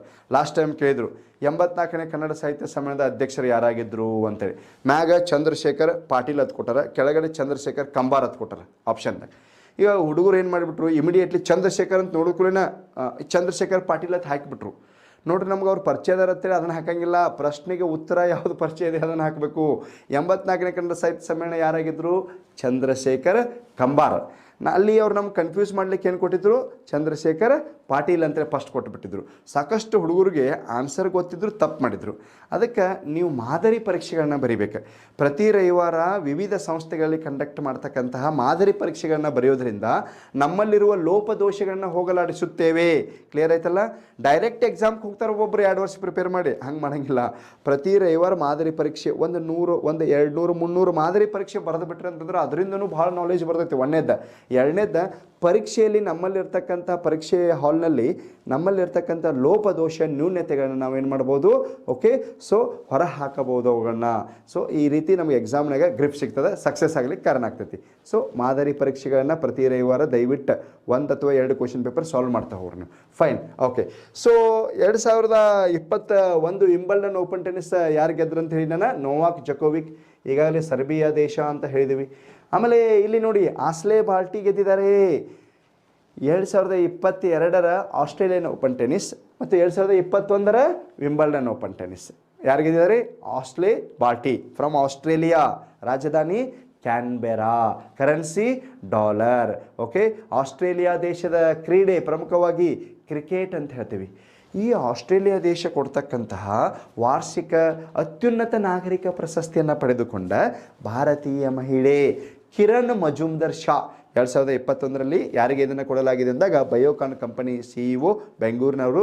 ಓಕೆ, ಕಿರಣ್ ಮಜುಮ್ದಾರ್ ಶಾ ಅವರಿಗೆ ಆಸ್ಟ್ರೇಲಿಯಾದ ಅತ್ಯುನ್ನತ ನಾಗರಿಕ ಪ್ರಶಸ್ತಿ ಸಂದಿದೆ. ಕ್ಲಿಯರ್ ಆಯ್ತಲ್ಲ? ಈಗಾಗಲೇ ಅತಿ ಹೆಚ್ಚು ಬಾಕ್ಸೈಟ್ ಉತ್ಪಾದಿಸುವ ದೇಶ ಅಂತ ಹೇಳಿದ್ದೆ. So from that country Ashleigh Barty so select ಆಗಿರ್ತಕ್ಕಂಥದ್ದು. ಇನ್ನು ಕೊನೆಯದಾಗಿ USA Open tennis. Okay, so USA Open tennis ಯಾರು ಗೆದ್ದಿದ್ದಾರೆ? Daniil Medvedev. ಅವ ರಾಫೆಲ್ ನಾಡಲ್ ಬಂದಿದ್ದ final. Okay, so sorry, Novak Djokovic. ಹೆಂಗಂದ್ರೆ ನೀನು ಆಸ್ಟ್ರೇಲಿಯನ್ ಓಪನ್ ಟೆನ್ನಿಸ್ ಗೆದ್ದಾನ 2021ರಾಗ, ಫ್ರೆಂಚ್ ಗೆದ್ದಾನ, ವಿಂಬಲ್ಡನ್ ಗೆದ್ದಾನ, ದೊಡ್ಡ ಇತಿಹಾಸ ಸೃಷ್ಟಿ ಮಾಡಿಬಿಡ್ತಿದ್ದವ. 2021ರಾಗ 4ನೇದು ಗೆದ್ದಿದ್ದಂದ್ರೆ ಎಲ್ಲ ಗ್ರ್ಯಾಂಡ್ ಸ್ಲ್ಯಾಮ್ ಸಿಂಗಲ್ಸ್ ಅವರೇ ಗೆದ್ದು ದೊಡ್ಡದು ಏನಪ್ಪ ಅಂದರೆ ಸಾಧನೆ ಆಗಿ ಹೋಗಿರ್ತಿತ್ತು. ಬಟ್ ಬೈ ಡಿಫಾಲ್ಟ್ ಫೈನಲ್ ಬಂದಿದ್ರು ಡೆನಿಲ್ ಮೆಡ್ವಡೇವ್ ಜೊತೆಗೆ. ಈತನ ಲಕ್ ಚೆನ್ನಾಗಿತ್ತು, ಈತನ ತುಂಬ ಒಳ್ಳೆ ಆಟ ಆಡಿದ. So I was watching on that day. Okay, so Daniil Medvedev ಯಾವುದಪ್ಪ ಅಂತಂದ್ರೆ ರಷ್ಯಾ ದೇಶದವಾ. ಈಗಾಗಲೇ ಹೇಳಿದ್ದೀನಿ, ರಾಜಧಾನಿ ಮಾಸ್ಕೋ, ಕರೆನ್ಸಿ ರಷ್ಯನ್ ರೂಬೆಲ್, ಅಧ್ಯಕ್ಷ ವ್ಲಾಡಿಮಿರ್ ಪುಟಿನ್. ರಾಜಧಾನಿ ಮಾಸ್ಕೋ, ಕರೆನ್ಸಿ ರಷ್ಯನ್ ರೂಬೆಲ್, ಅಧ್ಯಕ್ಷ ವ್ಲಾಡಿಮಿರ್ ಪುಟಿನ್. ಅತಿ ಹೆಚ್ಚು ವಿಸ್ತೀರ್ಣ, ಅತಿ ಹೆಚ್ಚು ಗೋಧಿ ಬೆಳೆಯುವ, ಅತಿ ಹೆಚ್ಚು ಅರಣ್ಯ ಹೊಂದಿರುವ, ಅತಿ ಹೆಚ್ಚು ರೈಲು ವಿಸ್ತಾರ, ತೇಲುವ ಅಣುವಿದ್ಯುತ್ ಸ್ಥಾವರ. ಸೊ ಪ್ರಪಂಚದಲ್ಲಿ ತೇಲುವ ಅಣುವಿದ್ಯುತ್ ಸ್ಥಾವರ ಸ್ಥಾಪಿಸಿದ ಮೊದಲ ದೇಶ ರಷ್ಯಾ. ಭಾರತ ಮತ್ತು ರಷ್ಯಾ ಮಧ್ಯೆ ನಡೆಯುವ ಸಮರಾಭ್ಯಾಸಗಳು ಇಂದ್ರ ಮತ್ತು ಇಂದ್ರಾ ನೇವಿ ಅಂತ ನಾವು ಹೇಳ್ತೀವಿ. ಕ್ಲಿಯರ್ ಆಯ್ತಲ್ಲ? ಇದನ್ನು ಕೂಡ ನೀವು ಇವತ್ತು ಅಸೈನ್ಮೆಂಟ್ ಮಾಡಿರಿ. ನಿಮಗೆ 3 ದೇಶ ಹೇಳೀನಿ. ಯಾವ್ಯಾವ ದೇಶ ಹೇಳೀನಿ? ಸ್ಪೇನ್ ಹೇಳಿದ್ನೆ, ಆಸ್ಟ್ರೇಲಿಯಾ ಹೇಳಿದ್ನೆ, ಈಗ ರಷ್ಯಾ ಹೇಳಕತ್ತೇನೆ. ಈ 3 ದೇಶಗಳ ಬಗ್ಗೆ 15ರಿಂದ 20 ಪಾಯಿಂಟ್ ಎಕ್ಸಾಮ್ ದೃಷ್ಟಿಯಿಂದ, ಸ್ಪರ್ಧಾತ್ಮಕ ಪರೀಕ್ಷಾ ದೃಷ್ಟಿಯಿಂದ ಒಳ್ಳೆ ಪಾಯಿಂಟ್ಸ್ಗಳನ್ನ ಕಲೆಕ್ಟ್ ಮಾಡಿ ನೀವು ಅಸೈನ್ಮೆಂಟ್ ಸಬ್ಮಿಟ್ ಮಾಡಬೇಕು. ಕ್ಲಿಯರ್ ಆಯ್ತಲ್ಲ? ಓಕೆ. ಯಾರು ಗೆದ್ರು? Daniil Medvedev. ದೆನ್ 4ನೇದು ಯಾರಪ್ಪ ಅಂದಾಗ Emma Raducanu. Okay. So Emma Raducanu from Britain ಅಂತ ಹೇಳ್ತೀವಿ ನಾವು. ಓಕೆ. ಸೊ ಸೂರ್ಯ ಮುಳಗದ ಸಾಮ್ರಾಜ್ಯ ಅಂತ ಕರೀತಕ್ಕಂತಹ ರಾಜಧಾನಿ ಲಂಡನ್ ಅಂತ ಹೇಳ್ತೀವಿ, ಕರೆನ್ಸಿ ಪೌಂಡ್ ಅಂತ ಹೇಳ್ತೀವಿ. Okay. So Boris Johnson who is the present, okay, so ಅಧ್ಯಕ್ಷ ಇದ್ದಾನೆ ಅಂತಂದಾಗ ಅಲ್ಲಿ ಬೋರಿಸ್ ಜಾನ್ಸನ್ ಅಂತ ಹೇಳ್ತೀವಿ ನಾವು, ಬ್ರಿಟನ್ನದ್ದು. ಓಕೆ. ಈ ಎಮ್ ಆರ್ ರಾಡುಕಾನು ಅವರಿಗೆ 2021 ಪರಿಗಣಿಸಿ 2022ರಲ್ಲಿ BBC ವರ್ಷದ ಕ್ರೀಡಾಪಟು, BBC ಚಾನಲ್ ಕೊಡ್ತಕ್ಕಂಥ ವರ್ಷದ ಕ್ರೀಡಾಪಟು ಪ್ರಶಸ್ತಿ ಪುರಸ್ಕೃತರು ಯಾರಪ್ಪ ಅಂತಂದಾಗ ಎಮ್ ಆರ್ ರಾಡುಕಾನು. ಇದೊಂದು ವಿಷಯ ನೆನಪಿಟ್ಕೋಬೇಕು.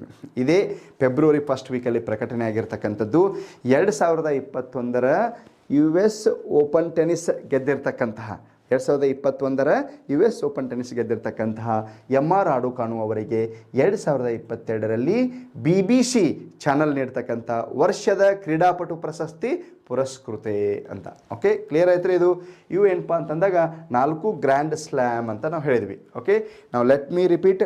ಆಸ್ಟ್ರೇಲಿಯನ್ ಓಪನ್ ಟೆನಿಸ್ 2022 ಮೇಲ್ ಯಾರು ಗೆದ್ದಿದ್ದಾರೆ? Okay.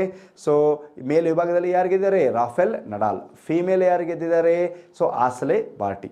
2021 okay French Open tennis Novak Djokovic ಮತ್ತು Barbora Krejcikova. Wimbledon Open tennis ಯಾರು ಗೆದ್ದಿದ್ದಾರೆ? Wimbledon Open tennis Novak Djokovic ಮತ್ತು ಯಾರು ಗೆದ್ದಿದ್ದಾರೆ? Ashleigh Barty. ಹಾಗಾದರೆ 2021 US Open tennis September October ತಿಂಗಳಲ್ಲಿ ಆಗ್ತದೆ. ಯಾರು ಗೆದ್ದಿದ್ದಾರೆ? ಓಕೆ. ಸೊ ಡೆನಿಲ್ ಮೆಡ್ವಡೇವ್ ಮತ್ತು ಇನ್ನೊಬ್ಬರು ಯಾರು ಗೆದ್ದಿದ್ದಾರೆ ಆ ಕಡೆ? ಸೊ ಎಮ್ ಆರ್ ರಾಡುಕಾನ್ 2022 BBC ವರ್ಷದ ಕ್ರೀಡಾಪಟು ಅಂತ ಹೇಳಿದ್ವಿ. ಇದು ಗ್ರ್ಯಾಂಡ್ ಸ್ಲಾಮ್. ಇಲ್ಲಿ 2 ಪ್ರಶ್ನೆಗಳನ್ನು ತಮ್ಮ ಮುಂದೆ ಇಡ್ತಾ ಇದ್ದೀನಿ. ಇತಿಹಾಸದಲ್ಲಿ ಇಲ್ಲಿಯವರೆಗೆ ಆದಂತಹ ಗ್ರ್ಯಾಂಡ್ ಸ್ಲ್ಯಾಮ್ ವಿಭಾಗದಲ್ಲಿ ಅತಿ ಹೆಚ್ಚು ಸಿಂಗಲ್ಸ್ ಗ್ರ್ಯಾಂಡ್ ಸ್ಲ್ಯಾಮ್ ಪದಕಗಳನ್ನು ಪಡೆದ ಪುರುಷ ಕ್ರೀಡಾಪಟು ಯಾರು ಮತ್ತು ಮಹಿಳಾ ಕ್ರೀಡಾಪಟು ಯಾರು? ಓಕೆ. ಈ ಪ್ರಶ್ನೆಗೆ ಉತ್ತರ ತಾವು ಸಲ್ಲಿಸಬೇಕು ನಾಳೆ ಒಳಗಾಗಿ. ಅತಿ ಹೆಚ್ಚು ಸಿಂಗಲ್ಸ್ ಗ್ರ್ಯಾಂಡ್ ಸ್ಲ್ಯಾಮ್ ಗೆದ್ದಿರ್ತಕ್ಕಂಥವರು ಪುರುಷ ಕ್ರೀಡಾಪಟು ಮತ್ತು ಮಹಿಳಾ ಕ್ರೀಡಾಪಟು ಯಾರು ಅಂತಕ್ಕಂಥ ಇವತ್ತಿನ ಯಕ್ಷ ಪ್ರಶ್ನೆ. ಓಕೆ. Fine friends. ಓಕೆ. ನಾವು let us go to one more topic. Okay.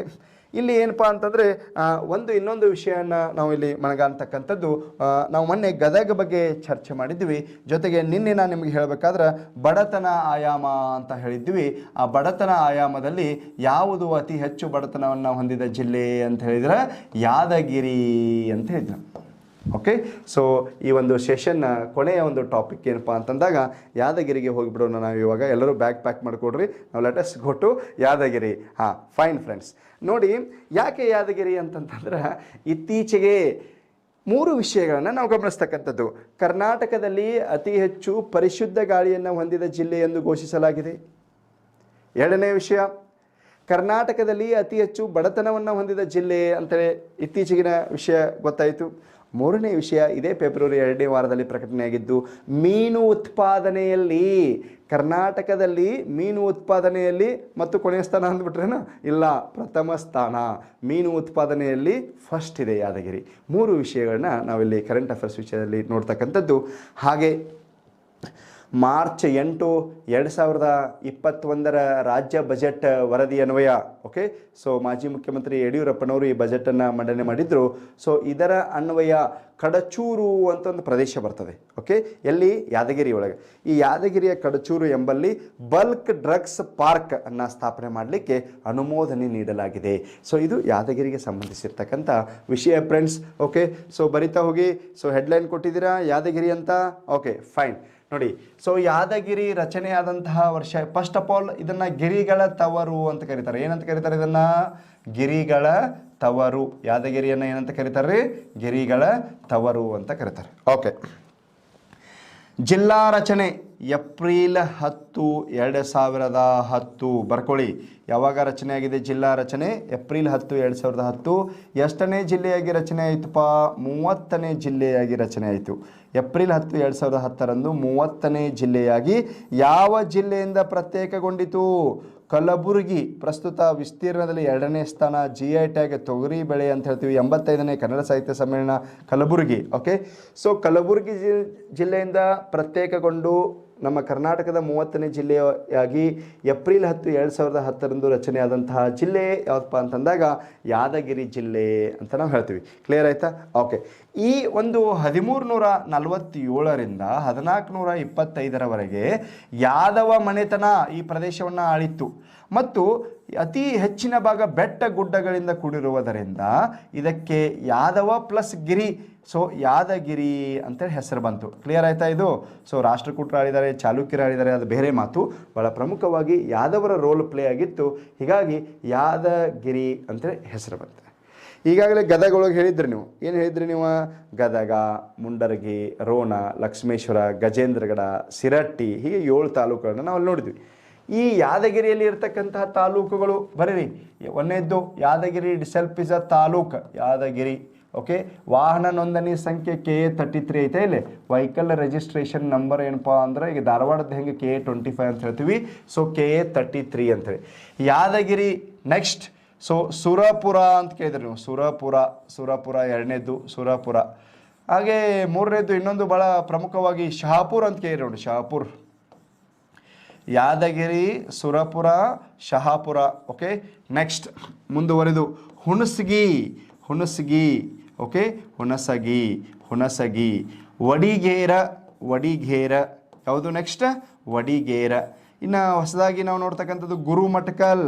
Okay. So Gurmatkal. So ಹೀಗೆ ಏನಪ್ಪ ಅಂತಂದ್ರೆ 6 ತಾಲೂಕುಗಳನ್ನ ಹೊಂದಿರತಕ್ಕಂತಹ ಸೊ ಜಿಲ್ಲೆ ಯಾದಗಿರಿ ಜಿಲ್ಲೆ. ಬರೆದಿದ್ರಾ? ಯಾದಗಿರಿ, ಸುರಪುರ, ಶಹಾಪುರ, ಓಕೆ, ಹುಣಸಗಿ, ವಡಿಗೇರ ಮತ್ತು ಯಾವುದು? ಗುರುಮಠಕಲ್ ಅಂತೇಳಿ. ಕ್ಲಿಯರ್ ಆಯ್ತಾ? ಇದು ಬೇಸಿಕ್ ಗೊತ್ತಾಯ್ತು ನಮಗೆ. ಏಪ್ರಿಲ್ 10ಕ್ಕೆ ಸ್ಥಾಪನೆ ಆಗಿದೆ. ಓಕೆ. 6 ತಾಲೂಕುಗಳಿದ್ದಾವೆ. ಗಿರಿಗಳ ತವರು ಅಂತ ಕರೀತಾರೆ. ಯಾವ ಜಿಲ್ಲೆಯಿಂದ ಪ್ರತ್ಯೇಕಗೊಂಡಿತು? ಕಲಬುರಗಿ ಜಿಲ್ಲೆಯಿಂದ. ಕರ್ನಾಟಕದ ಎಷ್ಟನೇ ಜಿಲ್ಲೆಯಾಗಿ ರಚನೆ ಆಯಿತು? 30. ಈಗ 31ನೇದು ವಿಜಯನಗರ ಅಂತಿದೆ. Okay, right. ಸೊ ಮುಂದುವರೆದು let us see some more points. Okay. First point very important, ಬರ್ಕೊಳ್ಳಿ. ಕರ್ನಾಟಕದಲ್ಲಿಯೇ ಅತಿ ಕಡಿಮೆ ಸಾಕ್ಷರತೆಯನ್ನು ಹೊಂದಿರುವ ಜಿಲ್ಲೆ ಅಂತ ರಿಪೋರ್ಟ್ ಸಬ್ಮಿಷನ್ ಆಗಿದೆ ಅಕಾರ್ಡಿಂಗ್ ಟು 2011 ಸೆನ್ಸಸ್. ಸೊ ಅತಿ ಕಡಿಮೆ ಸಾಕ್ಷರತೆ ಹೊಂದಿದ ಜಿಲ್ಲೆ. ಸೊ ಇದು ಚಿಹ್ನೆ ಅತಿ ಕಡಿಮೆ ಅನ್ನಂಗೆ. ಸೊ ಅತಿ ಕಡಿಮೆ ಸಾಕ್ಷರತೆ ಹೊಂದಿದ ಜಿಲ್ಲೆ ಯಾವುದಪ್ಪ ಅಂದಾಗ ಯಾದಗಿರಿ. 2011ರ ವರದಿ, 2021ರ ವರದಿ ಇನ್ನು ಬರಬೇಕು. ಬಂದಾಗ ನಾವು ನೋಡೋಣ. 10 ವರ್ಷಕ್ಕೊಮ್ಮೆ ಈ ವರದಿ ಸಬ್ಮಿಟ್ ಆಗ್ತಕ್ಕಂಥದ್ದು. ಈಗ ನಾವು ಅದನ್ನು ಕನ್ಸಿಡರ್ ಮಾಡಬೇಕು. ಯಾವ ರಿಪೋರ್ಟ್ ಕನ್ಸಿಡರ್ ಮಾಡಬೇಕು? 2011. ಕ್ಲಿಯರ್ ಆಯಿತಾ? ಓಕೆ. ಸೊ ಕಡಿಮೆ ಸಾಕ್ಷರತೆ ಹೊಂದಿದ ಜಿಲ್ಲೆ ಒಂದಾಯ್ತು. 2ನೇ ವಿಷಯ. ಓಕೆ. ಸೊ ಅತಿ ಕಡಿಮೆ ತಲಾ ಆದಾಯ. ಕರ್ನಾಟಕದಲ್ಲಿ ಅತಿ ಕಡಿಮೆ ತಲಾ ಆದಾಯವನ್ನು ಹೊಂದಿರುವ ಜಿಲ್ಲೆ ಯಾವುದಪ್ಪ? ಪರ್ ಕ್ಯಾಪಿಟಲ್ ಇನ್ಕಮ್ ತುಂಬ ಕಡಿಮೆ ಇದೆ, ಯಾದಗಿರಿ ಅಂತ ಹೇಳ್ತಾರೆ. ಕಡಿಮೆ ವಿಷಯದಾಗ ಆಗ್ತದೆ. ಹೆಚ್ಚಿನ ವಿಷಯದಾಗ ಅತಿ ಹೆಚ್ಚು ಪರಿಶುದ್ಧ ಗಾಳಿಯನ್ನು ಹೊಂದಿದ ಜಿಲ್ಲೆ. ಅತಿ ಹೆಚ್ಚು ಪರಿಶುದ್ಧ ಗಾಳಿಯನ್ನು ಹೊಂದಿದ ಜಿಲ್ಲೆ ಯಾವುದಪ್ಪ ಅಂತಂದಾಗ ಸೊ ಯಾದಗಿರಿ ಅಂತ ಹೇಳ್ತೀವಿ.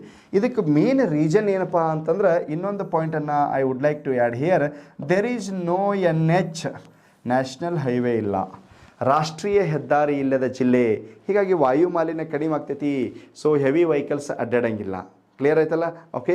ಸೊ ಅತಿ ಹೆಚ್ಚು ಪರಿಶುದ್ಧ ಗಾಳಿಯನ್ನು ಹೊಂದಿದ ಜಿಲ್ಲೆ ಯಾದಗಿರಿ. ಅತಿ ಕಡಿಮೆ ತಲಾ ಆದಾಯ ಮತ್ತು ಸಾಕ್ಷರತೆಯನ್ನು ಹೊಂದಿದ ಜಿಲ್ಲೆ ಯಾದಗಿರಿ ಅಂತ ಹೇಳ್ತಾರೆ. ಇನ್ನು ಮುಂದುವರೆದು ಭಾಳ ಪ್ರಮುಖವಾಗಿ ಓಕೆ ಒಂದು ಆಣೆಕಟ್ಟನ್ನು ನಾವು ನೋಡ್ತೀವಿ. ಆ ಆಣೆಕಟ್ಟು ಯಾವುದಪ್ಪ ಅಂತಂದ್ರೆ ನಾರಾಯಣಪುರ ಡ್ಯಾಮ್ ಅಂತ ಹೇಳ್ತೀವಿ ನಾವು. ನಾರಾಯಣಪುರ ಆಣೆಕಟ್ಟು, ನಾರಾಯಣಪುರ ಡ್ಯಾಮ್ ಅಂತ ಹೇಳ್ತೀವಿ ನಾವು. ಓಕೆ, ಈ ನಾರಾಯಣಪುರ ಡ್ಯಾಮನ್ನು ಯಾವ ನದಿಗೆ ಅಡ್ಡಲಾಗಿ ಕಟ್ಟಲಾಗಿದೆ? ಕೃಷ್ಣಾ ನದಿಗೆ ಅಡ್ಡಲಾಗಿ ಕಟ್ಟಲಾಗಿದೆ. ಯಾವ ತಾಲೂಕಿನಲ್ಲಿ? ಸುರಪುರ. ಓಕೆ, ಸೊ ಹಾಗಾದರೆ ಇದನ್ನು ಈ ಹಿನ್ನೀರಿಗೆ ಏನಂತ ಕರೀತಾರೆ? ನಾರಾಯಣಪುರ ಡ್ಯಾಮಿನ ಹಿನ್ನೀರಿಗೆ ಏನಂತ ಕರೀತಾರೆ? ಓಕೆ, ಬಸವಸಾಗರ ಅಥವಾ ಬಸವಸಾಗರ ಅಂತ ಕರೀತಕ್ಕಂಥದ್ದು. ಫ್ರೆಂಡ್ಸ್ ನೋಡಿ, ಈ ವಿಜಾಪುರದಲ್ಲಿ ನಾವು ಆಲಿಮಟ್ಟಿ ಡ್ಯಾಮ್ ಅಂತ ನೋಡ್ತೀರಿ. ಓಕೆ, ಬಾಗಲಕೋಟೆ ಸಮೀಪ ಬರ್ತಕ್ಕಂಥದ್ದು ಬಾರ್ಡ್ರಿಗೆ. ಅಲ್ಲಿ ಆ ಒಂದು ಕೃಷ್ಣಾ ನದಿಗೆ ಆ ಡ್ಯಾಮನ್ನು ಕಟ್ಟಲಾಗಿದೆ. ಲಾಲ್ ಬಹದ್ದೂರ್ ಶಾಸ್ತ್ರಿ ಅವರು 1965ರಲ್ಲಿ ಆ ಒಂದು ಅಡಿಗಲ್ಲು ಸಮಾರಂಭವನ್ನು ನಡೆಸಿಕೊಟ್ಟಿದ್ರು ಆಲಿಮಟ್ಟಿ ಡ್ಯಾಮ್ ಅಂತೂ. ಹೀಗಾಗಿ ಆಲಿಮಟ್ಟಿ ಡ್ಯಾಮಿನ ಹಿನ್ನೀರಿಗೆ ಲಾಲ್ ಬಹದ್ದೂರ್ ಶಾಸ್ತ್ರಿ ಸಾಗರ ಎಂದು ಕರೆಯುತ್ತಾರೆ. ಇದೇ ಡ್ಯಾಮಿನಲ್ಲಿ ಇರತಕ್ಕಂಥ ಕೃಷ್ಣಾ ನದಿ ನೀರು ಮುಂದೆ ಹರಿದು ಈ ಯಾದಗಿರಿಯನ್ನು ಸಂಪರ್ಕಿಸುವಾಗ ಸುರಪುರದಲ್ಲಿ ಇದಕ್ಕೆ ಮತ್ತೊಂದು ಅಣೆಕಟ್ಟನ್ನು ನಿರ್ಮಾಣ ಮಾಡಲಾಗಿದೆ. ಅದೇ ನಾರಾಯಣಪುರ ಡ್ಯಾಮ್. ಆ ನಾರಾಯಣಪುರ ಡ್ಯಾಮಿನ ಹಿನ್ನೀರಿಗೆ ಏನಂತ ಕರೀತಾರೆ? ಬಸವಸಾಗರ ಅಂತ ಕರೀತಾರೆ. ಓಕೆ, ಎಸ್, ಮುಂದುವರಿದು ನೋಡಿ, ರಾಜ್ಯದ ಬಹಳ ದೊಡ್ಡದಾದಂತಹ ಪಕ್ಷಿಧಾಮ. ಇತ್ತೀಚೆಗೆ ಪಕ್ಷಿಗಳು ಬರ್ತಾ ಇಲ್ಲ, ಈ ವರ್ಷ ಕ್ಲೈಮೇಟ್ ವೆದರ್ ಸರಿ ಇಲ್ಲ ಅಂತ ಮೊನ್ನೆ ಪೇಪರಲ್ಲಿ ಮೆನ್ಷನ್ ಆಗಿತ್ತು. ಸೊ ಈಗಾಗಲೇ ಮಾಗಡಿ ಪಕ್ಷಿಧಾಮ, ಗದಗಿನ ಪಕ್ಷಿಕಾಶಿ ಅಂತ ಹೇಳಿದ್ದೀವಿ. ನಮ್ಮ ಕರ್ನಾಟಕದ ಅತಿ ದೊಡ್ಡ ಪಕ್ಷಿಧಾಮವೇ ಯಾವುದಪ್ಪ ಅಂತಂದಾಗ ಸುಮಾರು 700 ಎಕರೆಯಲ್ಲಿ ಹಬ್ಬಿಕೊಂಡಿರ್ತಕ್ಕಂಥದ್ದು ಬೋನಾಳ ಪಕ್ಷಿಧಾಮ. ಲಾರ್ಜೆಸ್ಟ್ ಬರ್ಡ್ ಸ್ಯಾಂಕ್ಚುವರಿ ಇನ್ ಕರ್ನಾಟಕ ಅಂತ ಹೇಳ್ತೀವಿ ನಾವು. 5ನೇ ಅಂಶ ಬೋನಾಳ ಪಕ್ಷಿಧಾಮ. ಓಕೆ, ಸೊ ನೆಕ್ಸ್ಟ್ 6ನೇದೇನಪ್ಪ ಅಂತಂದರೆ ಇಲ್ಲಿ ಬಹಳ ಪ್ರಮುಖವಾಗಿ ಗೋಗಿ ಅಂತ ಒಂದು ಪ್ರದೇಶ ಬರ್ತದೆ. ಗೋಗಿ ಅಂಥೇಳಿ ಇದು ಯುರೇನಿಯಂ ನಿಕ್ಷೇಪ ಸಿಕ್ಕಿದೆ ಇತ್ತೀಚೆಗೆ. ಯುರೇನಿಯಂ ನಿಕ್ಷೇಪಗಳಿಗೆ ಹೆಸರುವಾಸಿಯಾಗಿರ್ತಕ್ಕಂತಹ ಪ್ರದೇಶ ಯಾವುದಪ್ಪ ಅಂದ್ರೆ ಗೋಗಿ ಅಂತ ಹೇಳ್ತೀವಿ. ಶಹಾಪುರ ತಾಲೂಕುಗಳು ಕಂಡು ಬರ್ತದೆ. ಯುರೇನಿಯಂ ನಿಕ್ಷೇಪಕ್ಕೆ ಹೆಸರುವಾಸಿಯಾದ ಯಾದಗಿರಿ ಜಿಲ್ಲೆಯ ಸ್ಥಳ ಯಾವುದಪ್ಪ ಅಂತಂದಾಗ ಗೋಗಿ ಅಂತ ಹೇಳ್ತೀವಿ. ಕ್ಲಿಯರ್ ಆಯ್ತು ರೀ. ಇನ್ನು ಇದೇ ಶಹಾಪುರದಲ್ಲಿ ಶಿರವಾಳ ಅಂತ ಒಂದು ಗ್ರಾಮ ಕಂಡು ಬರ್ತದೆ. ಶಿರವಾಳ ಪ್ರಸಿದ್ಧ ಧಾರ್ಮಿಕ ಕ್ಷೇತ್ರವನ್ನು ಹೊಂದಿದ್ದು ಕರ್ನಾಟಕದ ದಕ್ಷಿಣ ವಾರಣಾಸಿ ಅಥವಾ ದಕ್ಷಿಣ ಕಾಶಿ ಎಂದು ಕೂಡ ಕರೀತಾರೆ. ಕ್ಲಿಯರ್ ಆಯ್ತಲ್ಲ. ಶಿರವಾಳ ಪ್ರಸಿದ್ಧ ಧಾರ್ಮಿಕ ಸ್ಥಳ ಯಾದಗಿರಿ ಜಿಲ್ಲೆಯಲ್ಲಿದ್ದು ಇದನ್ನು ದಕ್ಷಿಣ ವಾರಣಾಸಿ ಅಥವಾ ದಕ್ಷಿಣ ಕರ್ನಾಟಕದ ದಕ್ಷಿಣ ಕಾಶಿ ಅಂಥೇಳಿ ಕರೀತಕ್ಕಂಥದ್ದು. ಕ್ಲಿಯರ್ ಆಯ್ತು ಇದು 7ನೇ ಅಂಶ. ನೆಕ್ಸ್ಟ್ ಓಕೆ, ಈಗ ಒಂದು ವಿಷಯ ಏನಪ್ಪ ನೀವು ತಿಳ್ಕೊಬೇಕಾಗಿತ್ತು ಅಂತಂದ್ರೆ, ರೈಲ್ವೆ ಬೋಗಿಗಳ ತಯಾರಿಕಾ ಘಟಕ ಅಂದಾಗ ಯಾದಗಿರಿ ಶಹಾಪುರ ಅಂತ ಹೇಳ್ತಿದ್ವಿ ನಾವು ಎಷ್ಟು ದಿವಸ, ಇಲ್ಲ ಅಂತಲ್ಲ. ಈಗ ಕೇಂದ್ರ ಸರ್ಕಾರ ಕೆಲವೊಂದು ಮಾನದಂಡಗಳು ಇಲ್ಲಿ ಪೂರೈಕೆ ಆಗ್ತಾ ಇಲ್ಲ ಅಂತಕ್ಕಂಥ ದೃಷ್ಟಿಯಿಂದ ರೈಲ್ವೆ ಬೋಗಿಗಳ ಮ್ಯಾನುಫ್ಯಾಕ್ಚರಿಂಗ್ ಯೂನಿಟ್ ತಯಾರಿಕಾ ಘಟಕನ UPಗೆ ವರ್ಗಾವಣೆ ಮಾಡಲಾಗಿದೆ. ಸೊ ಅದಕ್ಕೆ ಇದು ರದ್ದುಗೊಳಿಸಲಾಗಿದೆ. ಯಾರಾದರೂ ನಿಮಗೆ ಇದು ಮೆನ್ಷನ್ ಆಯ್ತಪ್ಪ ಅಂತಂದರೆ ಇದು ನೆನಪಿರಲಿ, ಇದನ್ನು ಮತ್ತೆ ಸ್ಥಾಪನಾ ಒಂದು ಘಟಕವನ್ನು ರದ್ದುಗೊಳಿಸಲಾಗಿದೆ. ಇತಿಹಾಸದೊಳಗೆ 2016 ಅಂತೈತಿ. ಟಾಟಾ ಕಂಪ್ನಿಯವರು ನ್ಯಾನೋ ಒಂದು ಯೂನಿಟ್ ಸ್ಥಾಪನೆ ಮಾಡಬೇಕಾದ್ರೆ ಧಾರವಾಡದಾಗ ಜಾಗ ತೊಗೊಂಡಿದ್ರು.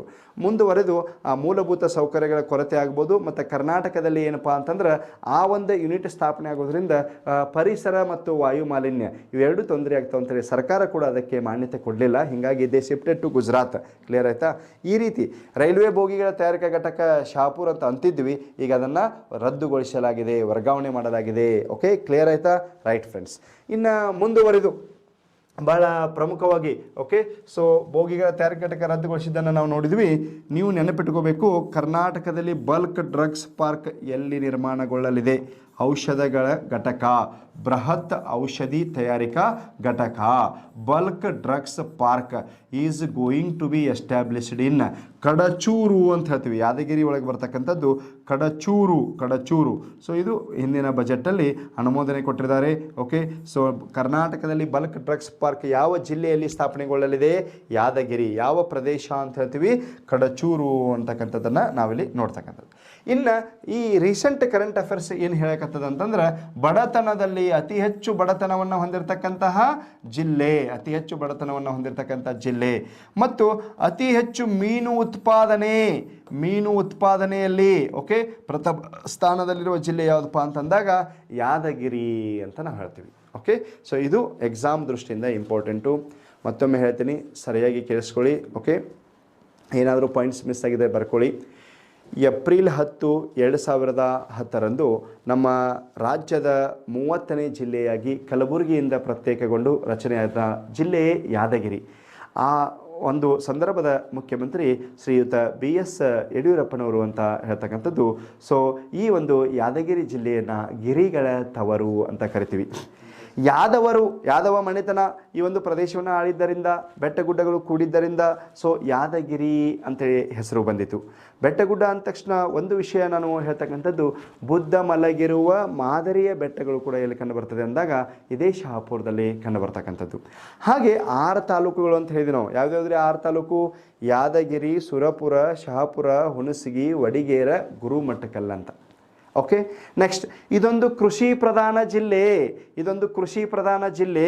ಒಂದು ಜಿಲ್ಲೆ ಒಂದು ಉತ್ಪನ್ನ ಯೋಜನೆಯಡಿ, ಒಂದು ಜಿಲ್ಲೆ ಒಂದು ಉತ್ಪನ್ನ ಯೋಜನೆಯಡಿ ಯಾವ ಉತ್ಪನ್ನ ಇಲ್ಲಿ ಪಡೆದುಕೊಂಡಿದೆ ಅಂತಂದಾಗ ಸೊ ಶೇಂಗಾ ಅಂತ ಹೇಳ್ಬೇಕು ನೀವು.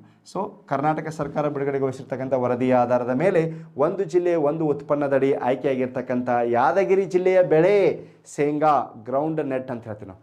ಕ್ಲಿಯರ್ ಆಯಿತು? ಓಕೆ, ಸೊ ಇನ್ನು ಮುಂದುವರೆದು ನಾರಾಯಣಪುರ ಡ್ಯಾಮ್ ಅಂತ ಹೇಳಿದ್ರಿ. ಆಮೇಲೆ ಇತಿಹಾಸದ ಒಂದು ವಿಷಯ, 1857ರ ಪ್ರಥಮ ಸ್ವಾತಂತ್ರ್ಯ ಸಂಗ್ರಾಮದಲ್ಲಿ ಭಾಗವಹಿಸಿದ್ದ ಸ್ವತಂತ್ರ ಹೋರಾಟಗಾರ ಸುರಪುರಿನ ವೆಂಕಟಪ್ಪ ನಾಯಕ ಅಂತ ಹೇಳ್ತೀವಿ ನಾವು. ಇದೇ ನಾರಾಯಣಪುರ ಡ್ಯಾಮಿನ ಹಿನ್ನೀರಿಗೆ ಬಸವಶಾಸ್ತ್ರಿ ಸಾಗರ ಅಂತ ಹೇಳಿದರು. ಅತಿ ದೊಡ್ಡದಾದಂಥ ಪಕ್ಷಿಧಾಮ ಬೋನಾಳ್ ಪಕ್ಷಿಧಾಮ. ಯುರೇನಿಯಂ ನಿಕ್ಷೇಪಕ್ಕೆ ಹೆಸರುವಾಸಿಯಾದಂತಹ ಗೋಗಿ ಪ್ರದೇಶ. ಓಕೆ, ದಕ್ಷಿಣ ವಾರಣಾಸಿ, ಕರ್ನಾಟಕದ ದಕ್ಷಿಣ ವಾರಣಾಸಿ ಅಂತ ಕರೀತಕ್ಕಂತಹ ಶಿರವಾಳ ಅಂತ ಹೇಳಿದ್ವಿ. ರೈಲ್ವೆ ಬೋಗಿಗಳ ತಯಾರಿಕೆ ಘಟಕ ರದ್ದುಗೊಳಿಸಲಾಯಿತು. ರಾಷ್ಟ್ರೀಯ ಹೆದ್ದಾರಿ ಇಲ್ಲ. ಯಾದಗಿರಿ ಅಂದ ತಕ್ಷಣ ನೆನಪಾಗಬೇಕು, ಕಡಿಮೆ ಸಾಕ್ಷರತೆ, ಕಡಿಮೆ ತಲಾ ಆದಾಯ, ಹೆಚ್ಚು ಬಡತನ, ಹೆಚ್ಚು ಮೀನು ಉತ್ಪಾದನೆ. ಸೊ ಇತ್ತೀಚೆಗೆ ಬಲ್ಕ್ ಡ್ರಗ್ಸ್ ಪಾರ್ಕ್ ಎಲ್ಲಿ ಸ್ಥಾಪನೆಗೊಳ್ಳಲಿದೆ? ಸೊ ಬಜೆಟಲ್ಲಿ ಅನುಮೋದನೆ ನೀಡಲಾಯಿತು. ಅದು ಕೂಡ ಎಲ್ಲಿಪ್ಪ ಅಂತಂದಾಗ ಯಾದಗಿರಿ ಅಂತೇಳಿ ನಾವಿಲ್ಲಿ ಹೇಳ್ತಕ್ಕಂಥದ್ದು ಫ್ರೆಂಡ್ಸ್. ಸೊ ಇದು ಸ್ಪರ್ಧಾತ್ಮಕ ದೃಷ್ಟಿಗಳಿಂದ ನಾವು ಅಂಶಗಳನ್ನು ಕಲೆ ಹಾಕಿರ್ತಕ್ಕಂಥದ್ದು. If you know some more points ಏನಾದರೂ ಗೊತ್ತಿದ್ದರೆ ಕೂಡ ತಾವು ಕೂಡ ಸಬ್ಮಿಟ್ ಮಾಡ್ಬೋದು. ಓಕೆ, ಸೊ ಇದು ಜನರಲ್ ನಾಲೆಜ್ ಕರೆಂಟ್ ಅಫೇರ್ಸ್ ಅಂದರೆ ಏನಪ್ಪ ಅಂತಂದ್ರೆ, you cannot measure my efficiency or I cannot measure your efficiency. ನನ್ನ ಸಾಮರ್ಥ್ಯವನ್ನಾಗಲಿ ಅಥವಾ ನಾನು ನಿಮ್ಮ ಸಾಮರ್ಥ್ಯವನ್ನಾಗಲಿ ಅಳೆಯುವುದು ಅಲ್ಲ ಅಥವಾ ಅಳೆಯಲಿಕ್ಕೆ ಸಾಧ್ಯವಿಲ್ಲ ಅಂತ. ನಿಮ್ಮಿಂದ ನನ್ನ ಜ್ಞಾನ, ನನ್ನಿಂದ ನಿಮ್ಮ ಜ್ಞಾನ. ಸೊ ಒಟ್ಟಾಗಿ ಎಲ್ಲರೂ ಅಧ್ಯಯನ ಮಾಡೋದರೊಂದಿಗೆ ನಮ್ಮ ಒಂದು ಜನರಲ್ ನಾಲೆಜ್ ಜ್ಞಾನವನ್ನು ಹೆಚ್ಚಿಸಿಕೊಳ್ತಕ್ಕಂಥ ಒಂದು ನಿಟ್ಟಿನೊಳಗೆ ನಾವು ಪ್ರಯತ್ನ ಮಾಡ್ತಕ್ಕಂಥದ್ದು ಫ್ರೆಂಡ್ಸ್. ಓಕೆ, ಸೊ ಹಾಗಾದರೆ ಇವತ್ತು ನಾವು ಏನೇನು ಚರ್ಚೆ ಮಾಡಿದ್ವಿ? ಸೊ ನಿಧನರಾದಂತಹ ಪ್ರಮುಖ ಕವಿ, ಓಕೆ, ಸೊ ಯಾರು ಚನ್ನವೀರ ಕಣವಿ ಚಂಬೆಳಕು ಅಂತ ನೆನಪಿಟ್ಕೊಳ್ಳಿ. ಕೇಂದ್ರ ಸಾಹಿತ್ಯ ಅಕಾಡೆಮಿ ಜೀವಧ್ವನಿ. ಓಕೆ, ಪ್ರಮುಖ ಕೃತಿಗಳು ನೋಡಿದ್ರಲ್ಲ, ಆಕಾಶ ಬುಟ್ಟಿ, ಮಧುಚಂದ್ರ. ಓಕೆ, ಸೊ ಬಹಳ ಇಂಪಾರ್ಟೆಂಟ್ ಆದಂತಹ ಕೃತಿಗಳನ್ನ ಕೂಡ ರಚನೆ ಮಾಡಿರ್ತಕ್ಕಂಥದ್ದು. ಜೊತೆಗೆ ಕೇಂದ್ರ ಸಾಹಿತ್ಯ ಅಕಾಡೆಮಿ ಪ್ರಶಸ್ತಿ ಈ ವರ್ಷ ಯಾರು ತಗೊಂಡ್ರು? DS ನಾಗಭೂಷಣ್ ಅಂತ ಹೇಳಿದ್ವಿ. ನಿಮಗೆ ವರ್ಕ್ ಕೂಡ ಕೊಟ್ಟಿದ್ದೀನಿ. ಪಂಪ ಪ್ರಶಸ್ತಿ, ಓಕೆ, ನಾಡೋಜ್ ಪ್ರಶಸ್ತಿ, ಅಂಬಿಕಾತನೇ ದತ್ತ, ಬಸವಶ್ರೀ, ಬಸವ ಕೃಷಿ, ಅವುಗಳನ್ನು ನೀವು ಮೆನ್ಷನ್ ಮಾಡ್ಕೋಬೇಕು, ಅಸೈನ್ಮೆಂಟ್ ಕಂಪ್ಲೀಟ್ ಮಾಡಬೇಕು. ಸ್ಪೇನ್, ರಷ್ಯಾ, ಓಕೆ, ಮತ್ತು ಇನ್ನೊಂದು ಯಾವ್ದು ಹೇಳಿದ್ದೀನಿ ನಾನು ದೇಶ? Okay, Australia. Spain, Australia, Russia ದೇಶಗಳ ಬಗ್ಗೆ ಸುಮಾರು ಒಂದು 20 ಪಾಯಿಂಟ್ಸ್ಗಳನ್ನು ಎಕ್ಸಾಮ್ ದೃಷ್ಟಿಯಿಂದ, ಸೊ 20 ಪಾಯಿಂಟ್ಸ್ಗಳನ್ನ ಕಲೆ ಹಾಕಿ ಅಸೈನ್ಮೆಂಟ್ ಕಂಪ್ಲೀಟ್ ಮಾಡಬೇಕು. ಓಕೆ, ಸೊ ಈ ರೀತಿ ನಾವು ಜರ್ನಿ ಮಾಡಿದ್ದೀವಿ ಫ್ರೆಂಡ್ಸ್. ಸೊ ನೋಡಿ ಹೆಂಗಿರ್ತದೆ ಅಂತಂದರೆ, ನೀವು ಮೋಸ್ಟ್ಲಿ ನನ್ನ ಸೆಕೆಂಡ್ ಕ್ಲಾಸಲ್ಲಿ ಕೇಳಿರ್ಬೋದು, ನಾನು ಟೈಗರ್ ಬಗ್ಗೆ ಮಾತಾಡಿದ್ದೆ, ಹುಲಿ ಬಗ್ಗೆ ಮಾತಾಡಿದೆ. So that time I was telling, okay, there are 5 tiger reserve places in Karnataka ಅಂತೇಳಿ, ಹೌದಲ್ವಾ? ಓಕೆ, ಬಂಡೀಪುರ, ಭದ್ರಾ, BRT, ಕಾಳಿ, ನಾಗರಹೊಳೆ ಅಂತ. ನಾವು I came to know recently, okay, 1 more tiger reserve places of Karnataka is going to be announced very soon. ಈಗ 6ನೇ ಹುಲಿ ಮೀಸಲು ಪ್ರದೇಶವನ್ನು ಘೋಷಣೆ ಮಾಡಲಿದ್ದಾರೆ. ಅದು ಯಾವುದಪ್ಪ ಅಂತಂದಾಗ, ಸೊ ಯಾವುದು 6ನೇದು ಯಾವುದು? ಓಕೆ, ಅದು ನೀವು ಹೇಳಬೇಕು. ಓಕೆ, ಸೊ ಅದನ್ನು ನಾನು ಹೇಳಿದ್ದೀನಿ, ನಿಮಗೆ ಕ್ಯೂರಿಯಾಸಿಟಿ ಕ್ರಿಯೇಟ್ ಮಾಡಿದ್ದೀನಿ, ನಾಳೆ ಅದನ್ನು ಹೇಳ್ತಕ್ಕಂಥದ್ದು. Okay, fine friends, thank you very much. Okay, have a nice day, bye.